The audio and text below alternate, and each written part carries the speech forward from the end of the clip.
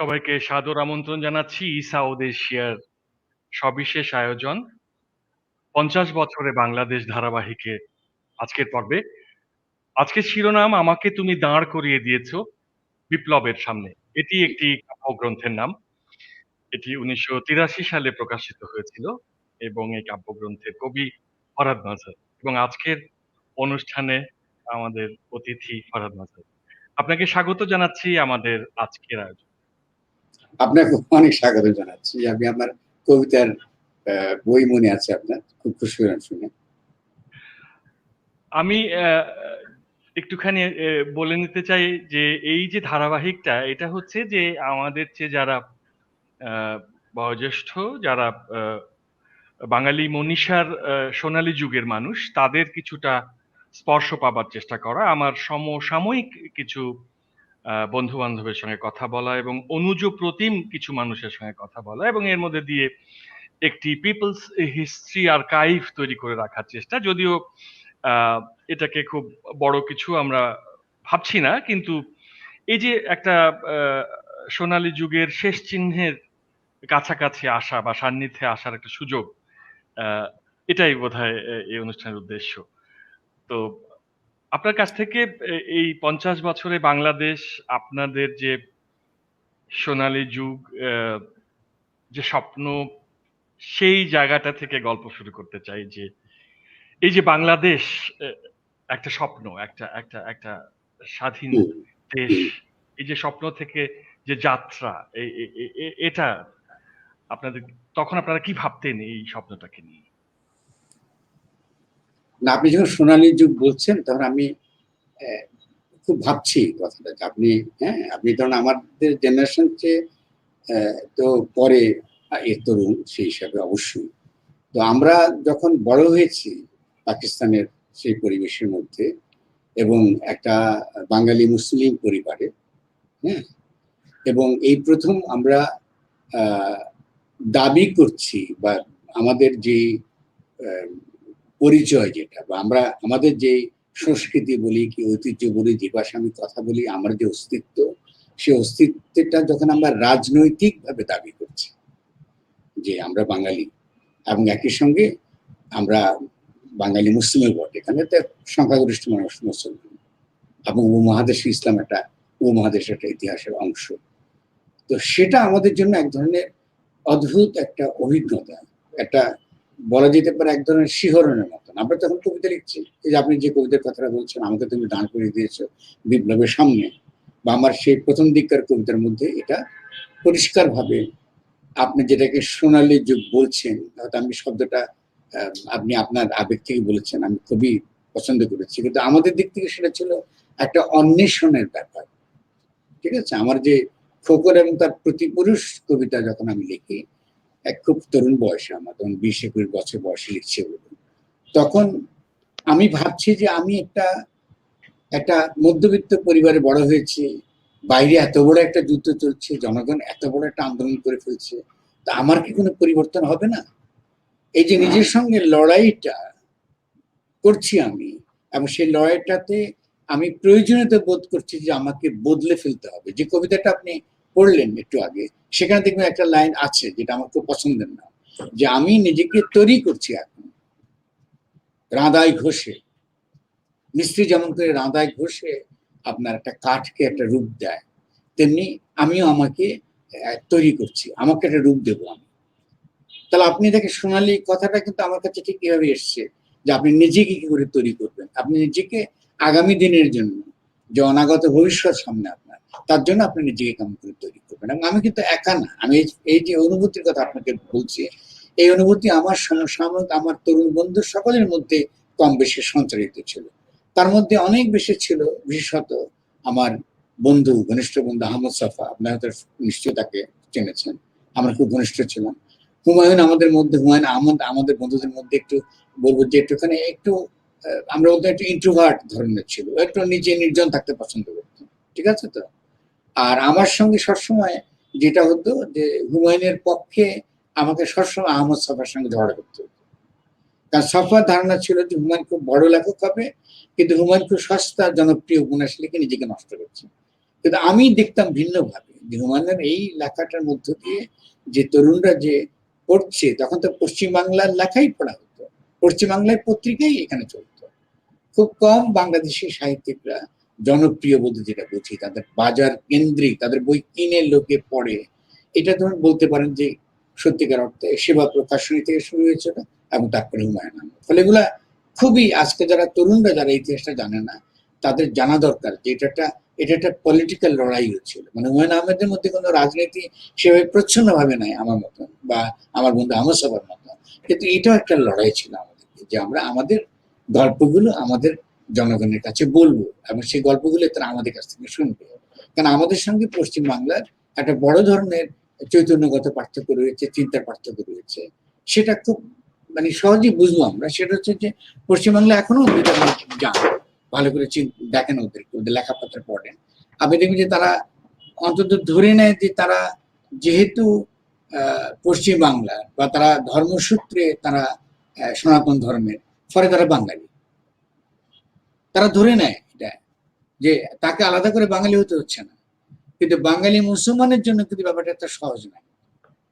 তার যে লম্বা হিস্ট্রি, তার যে গড়ে ওঠার যে ইতিহাস, তাকে কিন্তু রাজনৈতিকভাবে তার বাঙালি হতে হয়েছে, তাকে রক্ত দিয়ে বাঙালি হতে হয়েছে।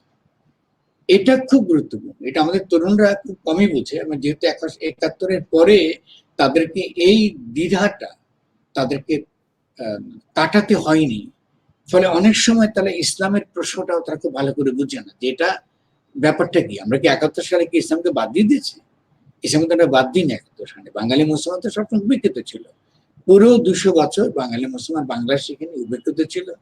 এবং তারা কি বলা হতো, তাদেরকে জোলা বলা হতো এবং তাদেরকে বাঙালি বলে তাদের স্বীকৃতি ছিল। ফলে ৭১টা ছিল আমাদের স্বীকৃতি আদায়ের, রাজনৈতিক স্বীকৃতি আদায়ের একটা ব্যাপার। তো আমার কাছে কিন্তু সোনালী কথাটা একটা একটা শিহরণের মতন, মানে এই অর্থে যে আমরা তো এটা করে করে ফেলছি। তো আমরা ৭১ তো আপনি বাংলাদেশের যুদ্ধ, সশস্ত্র যুদ্ধের মাধ্যমে আমরা প্রমাণ করে দিয়েছি আমরা বাঙালি। এবং একই সঙ্গে আমি তো এটা বাঙালি প্রমাণ করার মধ্যে আমি তো আমার ধর্মকেও ভুলে যাইনি, এটা তো আমি এটাকে ধারণ করে আমি বাঙালি হয়েছি। ফলে এটাটা বলবো যে উপমহাদেশে তো বটেই, সারা বিশ্বে এটা একটা ভীষণ তাৎপর্যপূর্ণ ঘটনা। ৭১ ৭১ মুক্তিযুদ্ধ হচ্ছে আপনাকে ওই জায়গাটা হচ্ছে আমাদের জন্য নেগোসিয়েবল না কারোর সঙ্গে। ওটা আমাকে ওই জায়গা থেকে আমার উৎপত্তি, ফলে আমাকে বারবার ওখানে ফিরে যেতে হবে, বারবার ওখান থেকে আবার অর্থ তৈরি করতে হবে। আমি কে, আমি কেন এসছি, আমি কি আদায় করবার জন্য এই এসছি ৭১ মুক্তিযুদ্ধের মধ্য দিয়ে বাংলাদেশ কায়েম করে। আমার তাৎপর্যটা কি, মানে বাংলাদেশ বলতে কি বোঝায়, উপমহাদেশে কি বোঝায় এবং সারা বিশ্বে কি বোঝায়, এটা আমাকে ৭১ দিকে বারবার ফিরে তাকিয়ে আমাকে বুঝতে হবে যে কি জন্য আমরা এসেছি। সেখানে আমাদের ঘাটতি আছে, সেটা আপনি পরবর্তী প্রশ্ন করলে আমি তো বলার চেষ্টা করি। কিন্তু ৭১টা হলো, আমি এটা আপাতত আমার যারা শুনছেন এটা প্রতিষ্ঠা করতে চাই। প্রথম ৭১ কিন্তু আপনার এমন একটা ক্ষেত্র বা বিন্দু, এমন একটা সন্ধি জায়গা, হ্যাঁ, যেটা নিয়ে নেগোসিয়েশন চলবে, এটা হয় না। অন্য অনেক কিছু নেগোসিয়েশন হবে, কারণ তাহলে তো আমার অস্তিত্বই থাকে না। ৭১ খুব গুরুত্বপূর্ণ আমাদের। তো সেখান থেকে পরবর্তী আমাদের যে বাংলাদেশের যে পরবর্তী যে বিকাশটা, এটা নিঃসন্দেহে দুঃখজনক। কিন্তু আপনার প্রশ্নের পরিপ্রেক্ষিতে আমি উত্তর দেবো, আমি নিজে না বলি। সোনালী যুগ কথাটা কিন্তু আমি খুব বুঝে শুনে বলেছি, এবং আপনি বলতে পারেন যে সাংবাদিক হিসেবে আমার তো নিরন্তর অভিজ্ঞতা হচ্ছে যে আহ, এই আপনার মতো আপনার সমসাময়িক যারা সক্রিয় মানুষ তাদের সঙ্গে কথা বলা, তাদের তাদের তাদের জীবন যাপন, তাদের জীবন চর্যা, তাদের সক্রিয়তাগুলোকে পর্যবেক্ষণ করা। সেই ক্ষেত্রে যেমন ধরুন সেই স্বাধীন বাংলা বেতার কেন্দ্র যারা প্রথমে গড়ে তুলেছিলেন কালুরঘাটে, তারা পরে যারা যোগ দিয়েছিলেন, তারা সঙ্গীত শিল্পী যারা ছিলেন সেখানে, তারা এদের সঙ্গে তো দেখা হয়েছে। যা তারপরে যেমন ধরুন বিউটি বোর্ডিং এর গল্প আমরা জি অনেক জি। শুনেছি, হ্যাঁ, বিভিন্ন জনের স্মৃতি কথায় সেটা আসছে, রেক্সের আড্ডার কথা আসছে। আহ, এইভাবে আমি একবার ঢাকা বিশ্ববিদ্যালয়ের বাংলা বিভাগের ৭০-এর আগের একটা বোধহয় মাস্টার্স এর ফলাফলের শিট দেখছিলাম, ফলাফল যেখানে থাকে, ফলাফল পত্র, সেখানে যে নামগুলো দেখছি সবাই আমার পরিচিত নাম। তার মানে এই মানুষগুলো তার স্ব ক্ষেত্রে কিছু না কিছু করেছেন, যে এই নামগুলো শুধুই নাম নয়, আমার কাছে পরিচিত নাম। তা থেকেই মনে হয়েছে, বা ধরেন আপনাদের সময়ের কবিতা, আপনাদের সময়ের গান, চলচ্চিত্র, এগুলোর মধ্যে থেকেই আসলে এটাকে সোনালী যুগ বলে মনে হয়েছে। এটা পরখ করতে আমরা আবার চেষ্টা করেছি, যেমন ধরেন আমি আহ সুনীল গঙ্গোপাধ্যায়ের সঙ্গে বেশ কয়েকবার কথা বলেছি। আচ্ছা তাকে আমি লাইপসিশ বইমেলায় ডয়চে ওয়েলের পক্ষ থেকে গিয়ে প্রথম যখন ইন্টারভিউ করি, আচ্ছা উনাকে আমি জিজ্ঞেস করলাম যে আহ, সাহিত্যে তো এক ধরনের সুস্থ এবং বন্ধুভাবাপন্ন প্রতিযোগিতা থাকতেই পারে, সেক্ষেত্রে আপনি কি বলবেন, কারা ভালো করছে? উনি কিন্তু খুব স্পষ্ট করে বললেন যে দেখো, সাহিত্যের রাজধানী হচ্ছে ঢাকা, এবং অন্য কিছু বাদ দাও, তুমি শুধু কবিতার কথা বল, যে কবিতায় ঢাকা যা করেছে, কবিতায় বাংলাদেশ যা করেছে, এটা অনন্য। এরপর উনি ব্যাখ্যা বিশ্লেষণ করেছেন। এইভাবে মোটামুটি ভাবে ধরুন বাংলাদেশের বাইরের মানুষের সঙ্গে কথা বলেও, বা আমি আবার ভারতীয়দের সঙ্গে যেমন, তেমনি পাকিস্তানিদের সঙ্গে কথা বলতে চেষ্টা করছি, তারা বাংলাদেশের মনীষা নিয়ে আহ, যেরকম একটা ইতিবাচক মনোভঙ্গি প্রচার করেছেন, যে আমরা, ওরা এরকম একটা বলে যে আমরা পশ্চিম পাকিস্তানের লোক ভাবতাম যে ইন্টেলেকচুয়াল হাব হচ্ছে ঢাকা। তো সেই জন্যই আসলে সোনালী যুগ বলা।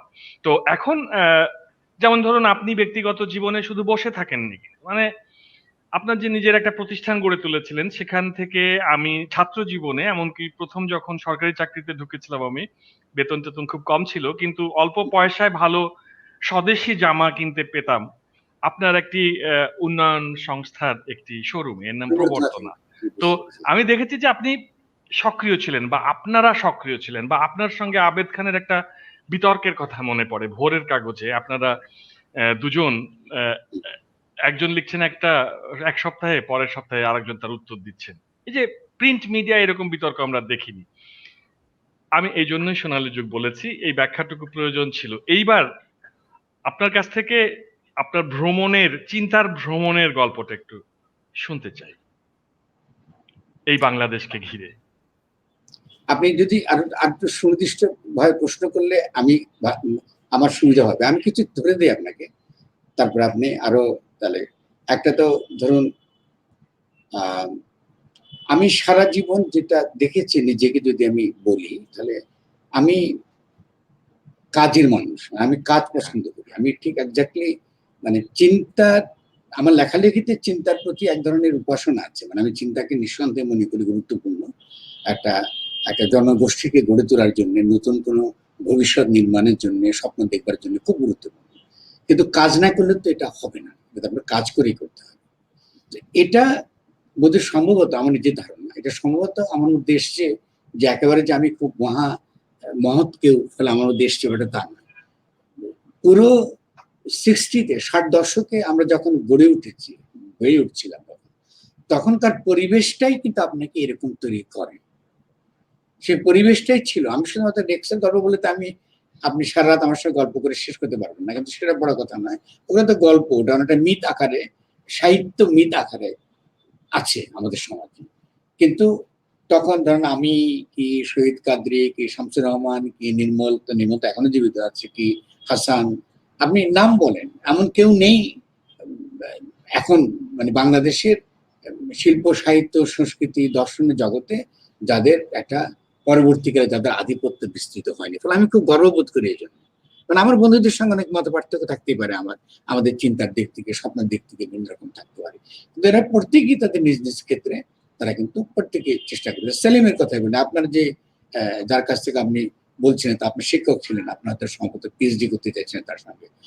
সেলিমকে ঠিক করতে আমার প্রচুর কষ্ট পেতে গেছে।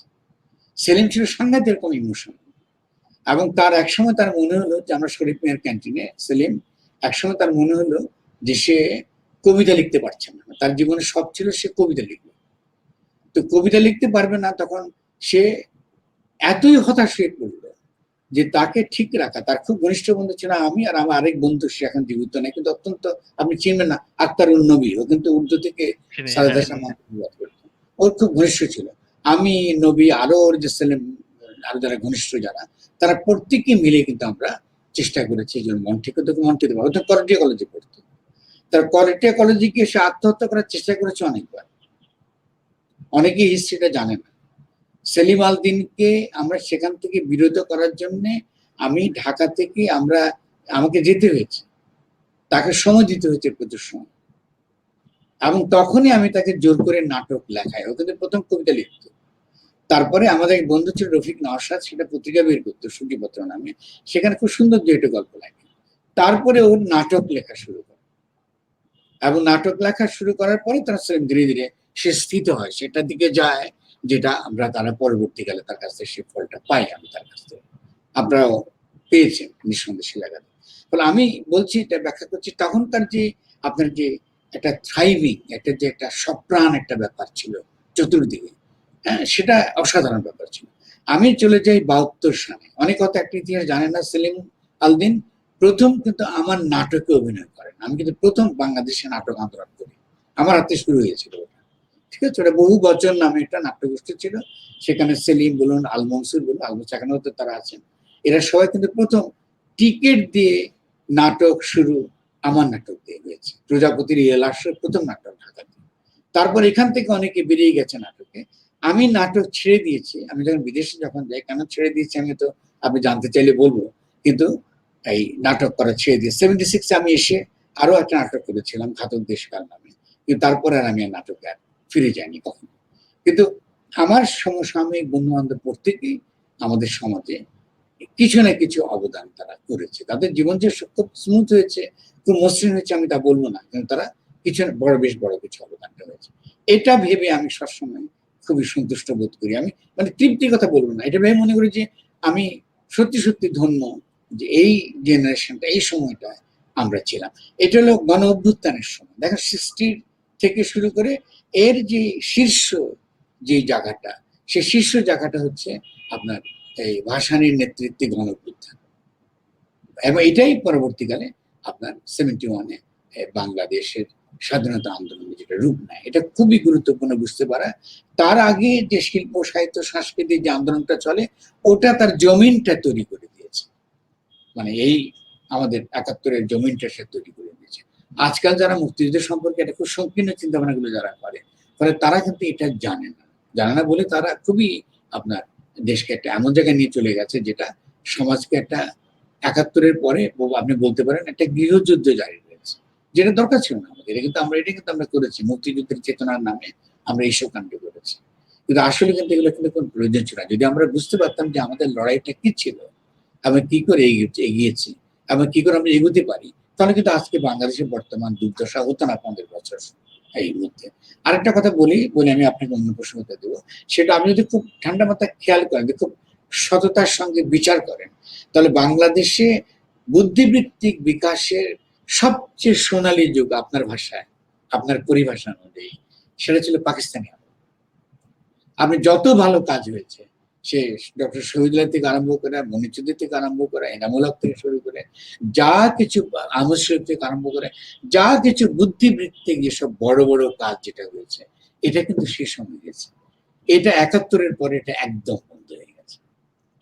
এটা ট্র্যাজিক। এটা একটা জনগোষ্ঠীর জন্য এটা একটা ভয়ঙ্কর রকম, এটা একটা বিপদের ব্যাপার দাঁড়িয়েছে। এবং ঢাকা বিশ্ববিদ্যালয় একান্তই একটা দলীয় প্রতিষ্ঠানে পরিণত হয়েছে, যেহেতু এখানে একটা রাজনৈতিক দল এটার প্রতি দাপটটা তৈরি করে, একটা জাতি গঠনে, একটা জনগোষ্ঠীকে আপনার সাংস্কৃতিক, বুদ্ধিবৃত্তিক, দার্শনিক, রাজনৈতিক ভাবে তৈরি করার জন্য যে বুদ্ধিবৃত্তিক চর্চাটুকু দরকার, সেটা করবার যে দায় ঢাকা বিশ্ববিদ্যালয়, সেই দায় ঢাকা বিশ্ববিদ্যালয় পালন করছে না। এটা বন্ধ হয়ে গেছে বহু আগে। আপনি ঢাকা বিশ্ববিদ্যালয়ের সাথে বিখ্যাত এগুলো বিভাগগুলো কি ছিল? ধরুন অর্থনীতি বিভাগ, সারা দুনিয়াতে বিখ্যাত। আপনি তারপর তুই বিখ্যাত ছিল ফিজিক্স, ধরুন পদার্থবিজ্ঞান, যেখানে সত্যেন বসুর মতন আপনার বড় বড় বিজ্ঞানীরা জন্মগ্রহণ করেছেন। এমনকি গণিত যদি আপনি ধরেন, গণিত বিভাগ, সেখান থেকে অনেকে, জামাল নজরুল ইসলামের মধ্যে বড় গণিতজ্ঞরা এখান থেকে বেরিয়ে এসেছেন। আবার এই ধরনের ফিজিক্স বিভাগগুলো, আব্দুল মতিনের মতন যারা পদার্থবিদ এরা ছিলেন, তারা সে সময় ছিলেন। এই পুরো প্রতিষ্ঠান, এই যে আপনার জ্ঞান চর্চার যে যে ক্ষেত্র, এটা 71-এর পরে খুবই পরিকল্পিতভাবে নষ্ট করা হচ্ছে। আগে আমি ভাবতাম যে এটা বোধহয় আমরা আমাদের অজ্ঞতার জন্য, বিশৃঙ্খলার জন্য হচ্ছে, এটা তা না করতো। এটা পরিকল্পিতভাবে এটা নষ্ট হয়েছে। ফলে আপনার সেই সোনালী সময়টা এখন আর নাই।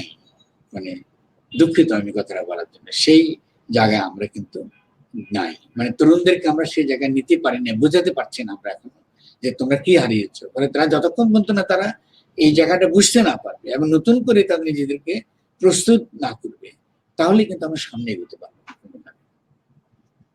একটা প্রশ্ন এসছে হুম, তপন পালিত, উনি বলছেন যে উনি জিজ্ঞেস করছেন, আপনার অভিমত হুম। চাইছেন যে বুদ্ধি ভিত্তিক বিকাশটা রোধ হয়ে গেল কেন? আচ্ছা, খুবই ভালো প্রশ্ন। আমাদের বুদ্ধিবৃত্তিক ভাবে রোধ হওয়ার জন্য অনেকগুলো কারণ থাকে। একটা হচ্ছে প্রথমত 71 সালে পরপরই প্রথম এই বিকাশের জন্য যে পরিবেশটা দরকার ছিল সেটা হচ্ছে রাজনৈতিক পরিবেশ দরকার ছিল। আগে আমরা কি ছিলাম, আমাদের শত্রুটা আমার কাছে খুব পরিষ্কার ছিল। মানে আমরা বাংলাদেশকে স্বাধীন করতে চেয়েছি, আমরা একটা স্বাধীন সার্বভৌম জনগোষ্ঠী হিসেবে নিজেদের পরিচয় খাড়া করতে চাই সারা বিশ্বে। ফলে সেই লড়াইটা আমরা করেছিলাম, সেই লড়াই আমরা জিতেছি। তাহলে এরপরে আমাদের দরকারটা ছিল যে এই যে রাজনৈতিক জনগোষ্ঠী যাটাকে আমরা বাংলাদেশ বলছি, বাংলাদেশের জনগণ বলছে, এ কে, এ তার কি লক্ষ্য, সে কি কায়েম করবে। হ্যাঁ, সে কি কায়েম করবে বুদ্ধিবৃত্তিক ভাবে, সাংস্কৃতিক ভাবে, রাজনৈতিক ভাবে, অর্থনৈতিক ভাবে। এই যে চিন্তাটা, এই চিন্তাটা পরবর্তীকালে দলীয় কারণে, একান্তই দলীয় কারণে এটা একেবারে রুদ্ধ হয়ে গেছে। এবং তার 71-এর পরপরই আমরা একটা গণতান্ত্রিক, মানে সমস্ত যারা পুরো সমাজকে নিয়ে, সমাজের সমস্ত বিভিন্ন মত, হ্যাঁ, বিভিন্ন যারা লড়াই করেছে, যারা বাংলাদেশের জন্য কোনো না কোনো ভাবে ভূমিকা রেখেছে, তাদের সকলকে নিয়ে যে একটা একটা যে ধরুন গঠনতন্ত্র, যেটাকে আমরা কনস্টিটিউশন বলি, হ্যাঁ, একটা গঠনতন্ত্র প্রণয়নের মধ্য দিয়েই জনগণের ইচ্ছা অভিপ্রায়টা ব্যক্ত হয়। মানে গঠনতন্ত্র আমরা প্রণয়ন করতে পারিনি। এটা ছিল আমাদের প্রথম আপনার ক্ষতি, মারাত্মক রকম হোঁচট খেয়েছি আমরা, যে আমরা সেই গঠনতন্ত্র কায়েম করতে পারিনি। একটা গাঠনিক মুহূর্ত আমরা ফেরত পাইনি। মানে আমরা যুদ্ধ করে দেশ স্বাধীন করেছি, দেশ স্বাধীন করার পরে আমাদেরকে একটা রাজনৈতিক জনগোষ্ঠী হিসেবে গঠন করবার যে মুহূর্তটুকু দরকার, যেটাকে কনস্টিটিউয়েন্ট অ্যাসেম্বলি বলা হয় লিগালি, হ্যাঁ, যে আমি নিজেকে যে গঠন করব তার একটা পরিষদ আমার দরকার, সেই পরিষদটা আমরা গঠন করতে পারি। আমরা কি করেছি, আমরা যাদেরকে পাকিস্তানে পাঠিয়েছিলাম পাকিস্তানের সংবিধান প্রণয়ন করবার জন্য, বাংলাদেশের না, কিন্তু একটা স্বাধীন সার্বভৌম বাংলাদেশের না, তারা গিয়েছেন পাকিস্তানের সংবিধান প্রণয়ন করতে, তাদেরকে আমরা ভোট দিয়েছে ওই কারণে, ঠিক আছে। কিন্তু তাদেরকে দাবি করা হলো যে তারাই আমাদের সংবিধান লিখবেন, কিন্তু তারাও লেখেন নাই, লিখেছেন ডক্টর কামাল হোসেন, উনি মুসাফেদা করেছেন। একজন ব্যক্তি, একটা জাতির, একটা জনগোষ্ঠীর, একটা রাজনৈতিক জনগোষ্ঠীর সংবিধান মুসাফেদা করছেন একজন ব্যক্তি। এবং আমাদের গণমাধ্যমে বিভিন্ন ক্ষেত্রে এটাই দাবি করা হয়, উনি নিজেও এটা বলেন যে উনি এই সংবিধান তিনি রচনা করেছেন। সংবিধান কোনো ব্যক্তি তো রচনা করেন, এটা জনগণ করে, জনগণের ইচ্ছা অভিপ্রায়ের দলিল হচ্ছে সংবিধান। ফলে আপনি এটা করতে দিচ্ছেন না, যখন আপনি এটা করতে দেন নাই, তৎক্ষণাৎ আপনি একটা গৃহযুদ্ধের মধ্যে দেশে কিন্তু ঠেলে দিলেন। কারণ জনগণের যাদের ইচ্ছা সে সংবিধানের মধ্যে প্রতিফলিত হয়নি, তারা স্বভাবতই সেখান থেকে আলাদা হয়ে গেছে। আমি এর বিরুদ্ধে তারা প্রতিবাদ করা শুরু করেছে। প্রথম প্রতিবাদ করেছিলেন মানবেন্দ্রনাথ লারমা, চাকমাদের পক্ষ থেকে, ঠিক আছে তো, আপনার পাহাড়িদের পক্ষ থেকে, যে এই সংবিধানের মধ্যে আমাদের কথা নেই, এই সংবিধানের মধ্যে আদিবাসীদের কথা নেই, এখানে সাঁওতালদের কথা নেই, রাজবংশীদের কথা নেই, অন্যান্য যে 30 কি 27টি যে সকল আমরা সম্প্রদায়, ক্ষুদ্র জাতিসত্তা আছে, তাদের বক্তব্য নেই, এটা বাঙালিদের সংবিধান বানানো হয়েছে। তো এটা তো তৎক্ষণাৎ আপনি বুঝতে পারছেন যে এই যুদ্ধের মধ্যে আমরা জড়িয়ে পড়ব। তারপরে দ্বিতীয় যুদ্ধটা হলো এই, যে আমরা বাঙালি হয়েছে এবং বাংলাদেশের 71 সালের যুদ্ধের তাৎপর্যটা কি, আমরা আর মুসলমান থাকবো না, আমরা এখন থেকে বাঙালি হব। কিরকম বাঙালি, সেটা হচ্ছে পশ্চিম বাংলার বর্ণ হিন্দুর হাতে যে বাঙালিত্ব তৈরি হয়েছে। পশ্চিমবাংলার আমরা সাহিত্যিক যে মহৎ মানুষের কোনো অভাব নাই, রামমোহন রায় বলুন, বিদ্যাসাগর বলুন, রবীন্দ্রনাথ ঠাকুর বলুন, তারা অত্যন্ত মহৎ। রবীন্দ্রনাথ আমাদের এখনো তার গান আমরা জাতীয় সঙ্গীত আকারে গাই, কিন্তু তাদের হাতে যে বাঙালির যে ধারণা গড়ে উঠেছে, সেখানে তো বাঙালি মুসলমান অনুপস্থিত, সেখানে তো ইসলামও অনুপস্থিত। ইসলাম তো উপমহাদেশের একটা ধর্ম, বাঙালি মুসলমান তো উপমহাদেশেরই একটা একজন জনগোষ্ঠী, তাকে বাদ দিয়ে তো আপনি দেশ গঠন করতে পারবেন না। কিন্তু আপনি 71 সালে বললেন কি তুমি কি আমি কে, বাঙালি বাঙালি। তো কোন বাঙালি? আপনি ওই রবীন্দ্রনাথের মধ্যে যে বাঙালি সে বাঙালি আপনি, আপনি রামমোহনের যে বাঙালি সে বাঙালি আপনি, বঙ্কিমের যে বাঙালি সে বাঙালি আপনি। তাহলে এটা করার মধ্যে দিয়ে আপনি দ্বিতীয় গৃহযুদ্ধ আপনি শুরু করলেন, যে আপনি এখান থেকে ইসলামের সঙ্গে যে মোকাবেলা করার কথা ছিল বাঙালি জনগোষ্ঠী হিসেবে আমাদের, যে আমরা আরবি না, আমরা তুরানি না, আমরা পাঠান না, আমরা বাংলাদেশের বাঙালি মুসলমান। এবং এর মানেটা কি, এখানে ইসলামের কি রূপ, সে রূপটাকে ধরা এবং সে রূপকে অন্তর্গত করা আমার বাঙালি ধারণার মধ্যে। ঐতিহাসিক কারণে যেহেতু বর্ণবাদী হিন্দুদের বা যে উচ্চ বর্ণের হিন্দুবাদে যে বাংলাটা গড়ে উঠেছে, এটা তো তারা ষড়যন্ত্র করে করেনি, এটা তো ঐতিহাসিক কারণে এটা হয়েছে। কারণ আমরা তো 100 বছর ইংরেজি শিখিনি, আমরা কি করে সেখানে অবদানটা রাখবো? ফলে সেই অবদানটা তারা রেখেছে, ফলে সেই বাঙালির ঐতিহ্য সেটাও আমার ঐতিহ্য, এটাকে আমি বাদ দিচ্ছি না। কিন্তু আপনি যখনই বাঙালি মুসলমানকে বাদ দিচ্ছেন, ইসলামকে বাদ দিতে চাইছেন আপনার বাঙালি ধারণা থেকে, তৎক্ষণাৎ আরেকটা নতুন যুদ্ধ বাংলাদেশে শুরু হলো, একটা গৃহযুদ্ধ। ফলে আমাদেরকে আরেকটা যুদ্ধের মধ্যে জড়িয়ে পড়তে হলো। ফলে বুদ্ধিবৃত্তিক যে বিকাশটা আমাদের দরকারটা ছিল, পাকিস্তান আমলে যেটা শুরু হয়েছিল, যে বাংলা ভাষা সম্পর্কে বাঙালি এখানে ইসলাম কি করে এলো, এই ইসলামের ভালো দিক কি, তার মন্দ দিক কি, ইসলামের ইতিহাস সম্পর্কে, বাঙালির ইতিহাস সম্পর্কে যে কাজটা শুরু হয়েছিল, বাংলা ভাষা নিয়ে যে বিশাল কাজ শুরু হয়েছিল, সেই কাজটা তৎক্ষণাৎ বন্ধ হয়ে গেল। কারণ আমরা ভিন্ন দিকে চলে গেলাম, যে দেশকে দুভাগে ভাগ করে ফেললাম। একদিকে আসলো ইসলামপন্থীরা, অন্যদিকে আসলো বাঙালি চেতনাবাদীরা। এই যুদ্ধে আমরা এখনো পর্যন্ত এই 2021 সাল পর্যন্ত আমরা আছি। এখান থেকে তো বুদ্ধিবৃত্তিক বিকাশের সম্ভাবনা কি করে হবে আমাকে বলে। আরেকটা প্রশ্ন এসেছে, এটারই সম্পূরক প্রশ্ন, যে ইনি সরকার রায়হান বলছেন, তাহলে উত্তরণের পথ কি এই প্রেক্ষাপটে, তরুণ প্রজন্মের প্রশ্ন। খুবই ভালো প্রশ্ন। উত্তরণের পথ হচ্ছে, প্রথমত আমি যে কথাগুলো বলছি এটা একটু আন্তরিকভাবে শোনা। প্রথম, যে আমরা এই ভুলটা করেছি এবং আমরা 71 সালে আমরা আমাদের জন্য যে উপযোগী যে গঠনতন্ত্র সেটা আমরা করিনি। আমি এখানে আরো ছোট ছোট দু একটা কথা তরুণদের জন্য বলতে চাই, হ্যাঁ, তাহলে তাড়াতাড়ি তারা বুঝতে। নিশ্চয়ই। প্রথমত আপনি খেয়াল করেন যে আমি শব্দটা ব্যবহার করছি কিন্তু কনস্টিটিউশন, গঠনতন্ত্র, আমি কিন্তু সংবিধান বলছি না। তা আপনি প্রশ্ন করতে পারেন যে সংবিধান না কেন? সংবিধান কথাটা হচ্ছে একটা আইন। মানে আপনি যদি মনে করেন যে দেশ গঠন করার যে নিয়ম আপনি করবেন, বিধিবিধান করবেন, এটা স্রেফ একটা আইন, এটা তো ভুল ধারণা। কারণ এই সংবিধানটা লিখেছেন একজন আইনজীবী, উনি আইন বুঝেন, উনি কিন্তু সংস্কৃতি বুঝেন না। উনি আইন বুঝেন, উনি কিন্তু ইতিহাস বুঝেন না। উনি আইন বুঝেন, উনি কিন্তু দর্শন বুঝেন না।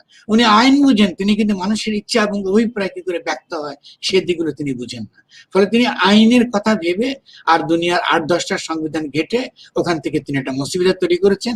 এবং আনিসুজ্জামান যিনি বাংলা ভাষা বোঝেন কিন্তু সত্যিকার অর্থে তা যে দার্শনিক যে প্রজ্ঞা দরকার একটা দেশ জনগোষ্ঠীকে পথ দেখাবার জন্য, সে প্রজ্ঞা তার মধ্যে নাই। তিনি কি করলেন, তিনি একটা চলতি বাংলাও না, কোনো যুক্তি নাই, আপনি এমন একটা বাংলা তিনি সংবিধানটা অনুবাদ করলেন যে বাংলা আমাদের সাধারণ মানুষরা বুঝতে পারে।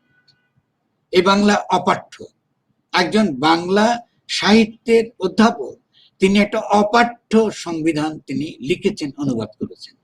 এটা তো পুরো জাতিকে মেরে ফেলার সামনে।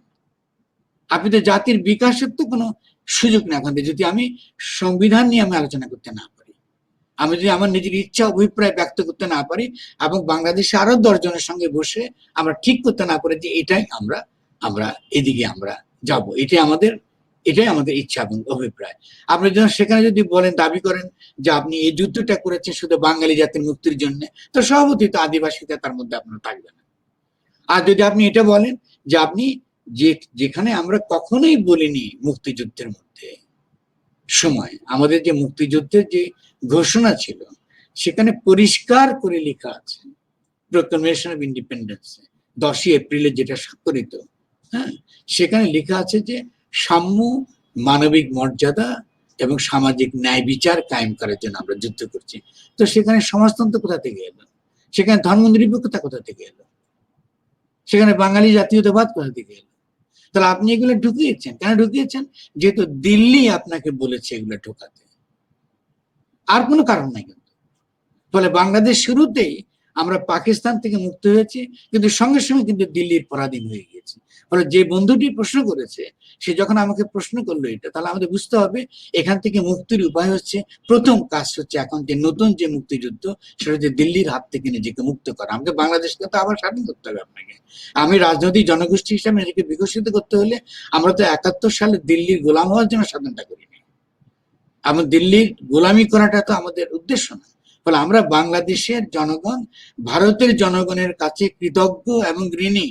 ফলে ভারতের জনগণের যে গণতান্ত্রিক যে অংশ, যারা আমাদেরকে সহায়তা দিয়েছেন, তাদের সঙ্গে মিলে পুরো উপমহাদেশ ব্যাপী আমরা একটা গণতান্ত্রিক লড়াই সংগ্রামটা আমাদেরকে চালাতে হবে। কিন্তু দিল্লি তো একটা গণতান্ত্রিক সরকার না, দিল্লিতে এমনকি ভারত তো একটা গণতান্ত্রিক রাষ্ট্র না, সেটা আমরা এখন দেখতে পাচ্ছি। এটা একটা হিন্দুত্ববাদী রাষ্ট্র।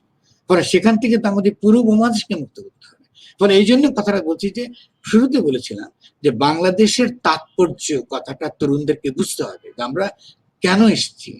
আমাদের আবির্ভাবের অর্থটা হচ্ছে এই উপমহাদেশে বিভিন্ন জাতি বাস করে, এই উপমহাদেশে বিভিন্ন ভাষা আছে, এই উপমহাদেশে বিভিন্ন ধর্ম আছে, এই উপমহাদেশে বিভিন্ন বিচিত্র আপনার সংস্কৃতি আছে, বিচিত্র আচার আছে, বিচিত্র ঐচিত্র্য আছে।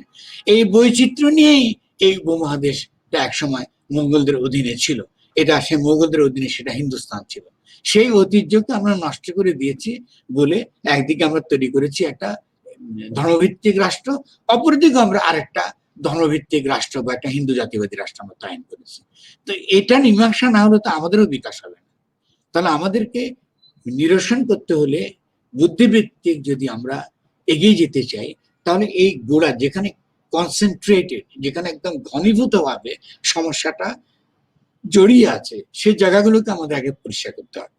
সেটা কি? এক নাম্বারটা হচ্ছে আমাকে নতুন ভাবে গঠন করতে হবে। আমি রাজনৈতিক জনগোষ্ঠী হিসেবে আমি আসলে কি এবং কেন, এটা আমাকে গঠন করতে হবে। গঠন করতে হলে জনগণের সঙ্গে আমাকে কথা বলতেই হবে, জনগণের ইচ্ছাকে, জনগণের অভিপ্রায়কে আমাকে মূল্য দিতে হবে। সে যদি ইসলামের কথা বলে, দেখতে হবে যে এটা সে কোন ইসলামের কথা বলছে। সে কি আবার আমাকে ইরানি বানাতে চায়, তাহলে তার সঙ্গে আমার কোনো খাতির নেই। সে কি আমাকে তুরানি বানাতে চায়, তার সঙ্গে আমার কোনো খাতির নেই, যে আমরা এরদোগানের মতন একটা তুরস্ক রাষ্ট্র বানাবো, তার সঙ্গে আমার কোনো সম্পর্ক হওয়ার কোনো কারণ নেই। সে যদি এটাকে আমার পাকিস্তান বানাতে চায়, না, কোনোভাবে এটা হচ্ছে না। 71 সালটা হচ্ছে আমার যে ব্রেকিং পয়েন্ট, এর পেছনে আমি যেতে পারছি না। এই কি আমাকে তাহলে কি বানাতে চায়? সৌদি আরব বানাতে চায়? না, তার সঙ্গে আমি যাচ্ছি না, এটা হবে না, এটা চলবে না। তাহলে সে বলুক সে কি ইসলাম চাচ্ছে, তার সঙ্গে আমার নেগোসিয়েশন চলুক, আমি তার সঙ্গে কথা বলতে রাজি। আমি আজকে এখানকে বাংলাদেশে যারা সকল ইসলামপন্থী যারা আছেন, তাদেরকে চ্যালেঞ্জ দিচ্ছি, আসেন আমার সঙ্গে কথা বলেন। অন্য তরুণরা যদি কথা বলতে না, আমার সঙ্গে কথা বলেন, দেখি তো আপনারা কি চান। আপনারা ঠিক মতো ইসলামের ইতিহাস পড়েছেন কিনা, আপনারা ঠিক মতো কোরআন পড়েছেন কিনা, আবার ঠিক মতো হাদিস পড়েছেন কিনা। ঠিক আছে, আমরা আলেম আমাদের সম্মান করি, আপনাদেরকে শ্রদ্ধা করি, আমার লেখাতে সবসময় প্রকাশিত আমার শ্রদ্ধা, কিন্তু আসেন আমরা কথা বলি। আপনারা ইসলাম করতে গিয়ে যদি বাঙালিকে বাদ দেন, ইসলাম করতে যদি বাংলা ভাষাকে বাদ দেন, ইসলাম করতে গিয়ে যদি আমরা 71কে বাদ দেন, আপনাদের সঙ্গে আমাদের কোনো আপোষ হওয়ার কোনো সম্ভাবনা নেই। ফলে এই লড়াইটা জারি থাকবে। ফলে ওরাও যেমন করে আমাদের শত্রু, ঠিক তেমনি যারা হিন্দুত্ববাদীরা যারা বাংলাদেশকে ভারতের অংশ বানাতে চায়, তারাও আমাদের কাছে সমান শত্রু। 71-এ আমাদের শত্রু ছিল একটা, এখন আমাদের শত্রু হয়েছে দুটা বা তিনটা বলতে পারেন। তার সঙ্গে আপনি ওয়ারেন্টি আরো যুক্ত করতে পারেন, পাশ্চাত্য যেটা চালিয়েছে, এটা হলো আপনি এটাকে 1 নম্বরে বলা উচিত আমার। কিন্তু এই তিনটা বিপদের মধ্যে আমরা পড়ে গেছি। তিনটা বিপদ থেকে তরুণদেরকে এখান থেকে এগিয়ে আসতে হবে। এবং বাংলাদেশের তরুণদের বিশাল একটা অংশ আছে যে নিজেকে বাঙালি মনে করে, কিন্তু মুসলমান হিসেবে সে নিজেকে হীন মনে করে। ফলে তার নামও তেমনি, সে নামও বদলায়, বাংলা নাম দেয় একটা, তারপর তার মুসলিম নামটা তার রাখে, মিশ্রিত রাখে, বা এমন রাখে যাতে চিনার বয় না যে সে কি মুসলিম নাকি হিন্দু। আমি বলছি না যে তার কোনো সাম্প্রদায়িক পরিচয় তার দরকার আছে বা সে যে নাম রাখে, এতে আমার কোনো আপত্তি নেই। আমার আপত্তিটা হচ্ছে যে এটা এখন যেটা আমরা দেখি তাদের মধ্যে, এটা একটা সিমটম যে সে যেহেতু ইসলাম ধর্মাবলম্বী, ফলে তার একটা হীনমন্যতা তৈরি হয়েছে যে আমি বোধহয় তার কারণে পশ্চাৎপদ হয়ে আছি, আমি বোধহয় মুসলমান বলে আমি বোধহয় খুব পিছিয়ে পড়ে আছি, আমি বোধহয় এই প্রগতিশীলরা যেভাবে ইসলামের বিরোধিতা করে, ইসলামের প্রতি যে বিদ্বেষ প্রকাশ করে, আমারও যদি বিদ্বেষ প্রকাশ না করি, আমি যদি হিংসা প্রকাশ না করি, আমি বুদ্ধি প্রগতিবাদী হতে পারবো না, আমি বুদ্ধি প্রগতিশীল হতে পারবো না। এটা অত্যন্ত ভুল ধারণা, অত্যন্ত ভুল ধারণা। ইসলাম আর যেটা যে কোনো ধর্মের মতো একটা ধর্ম, তার ভালো দিক আছে, তার মন্দ দিক আছে, তার ইতিহাসে ভালো দিক আছে, তার মন্দ দিক আছে।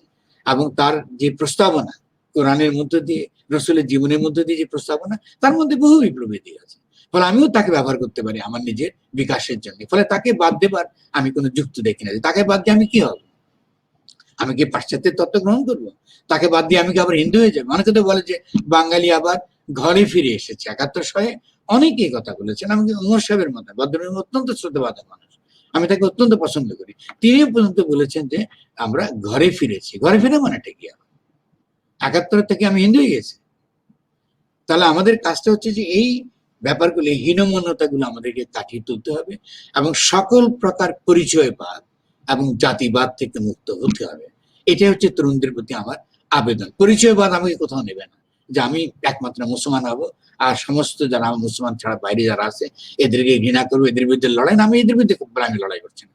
ইসলামের বহু গুরুত্বপূর্ণ দিক আছে, তার একটা সবচেয়ে গুরুত্বপূর্ণ দিক হচ্ছে মানুষের মহিমা কায়েম করা। তো আমি ইসলাম নিয়ে যেতে পারি, তার মধ্যে তার যে দার্শনিক প্রস্তাবনা আছে, তার বহু প্রস্তাবনা আছে যেটা আমাকে বিকশিত করতে, পুরো উপমহাদেশে আমাকে সম্মানের সঙ্গে মর্যাদার সঙ্গে দাঁড়াতে এটা আমাকে সহায়তা করে। ফলে আমি কেন এটাকে বাদ দেবো?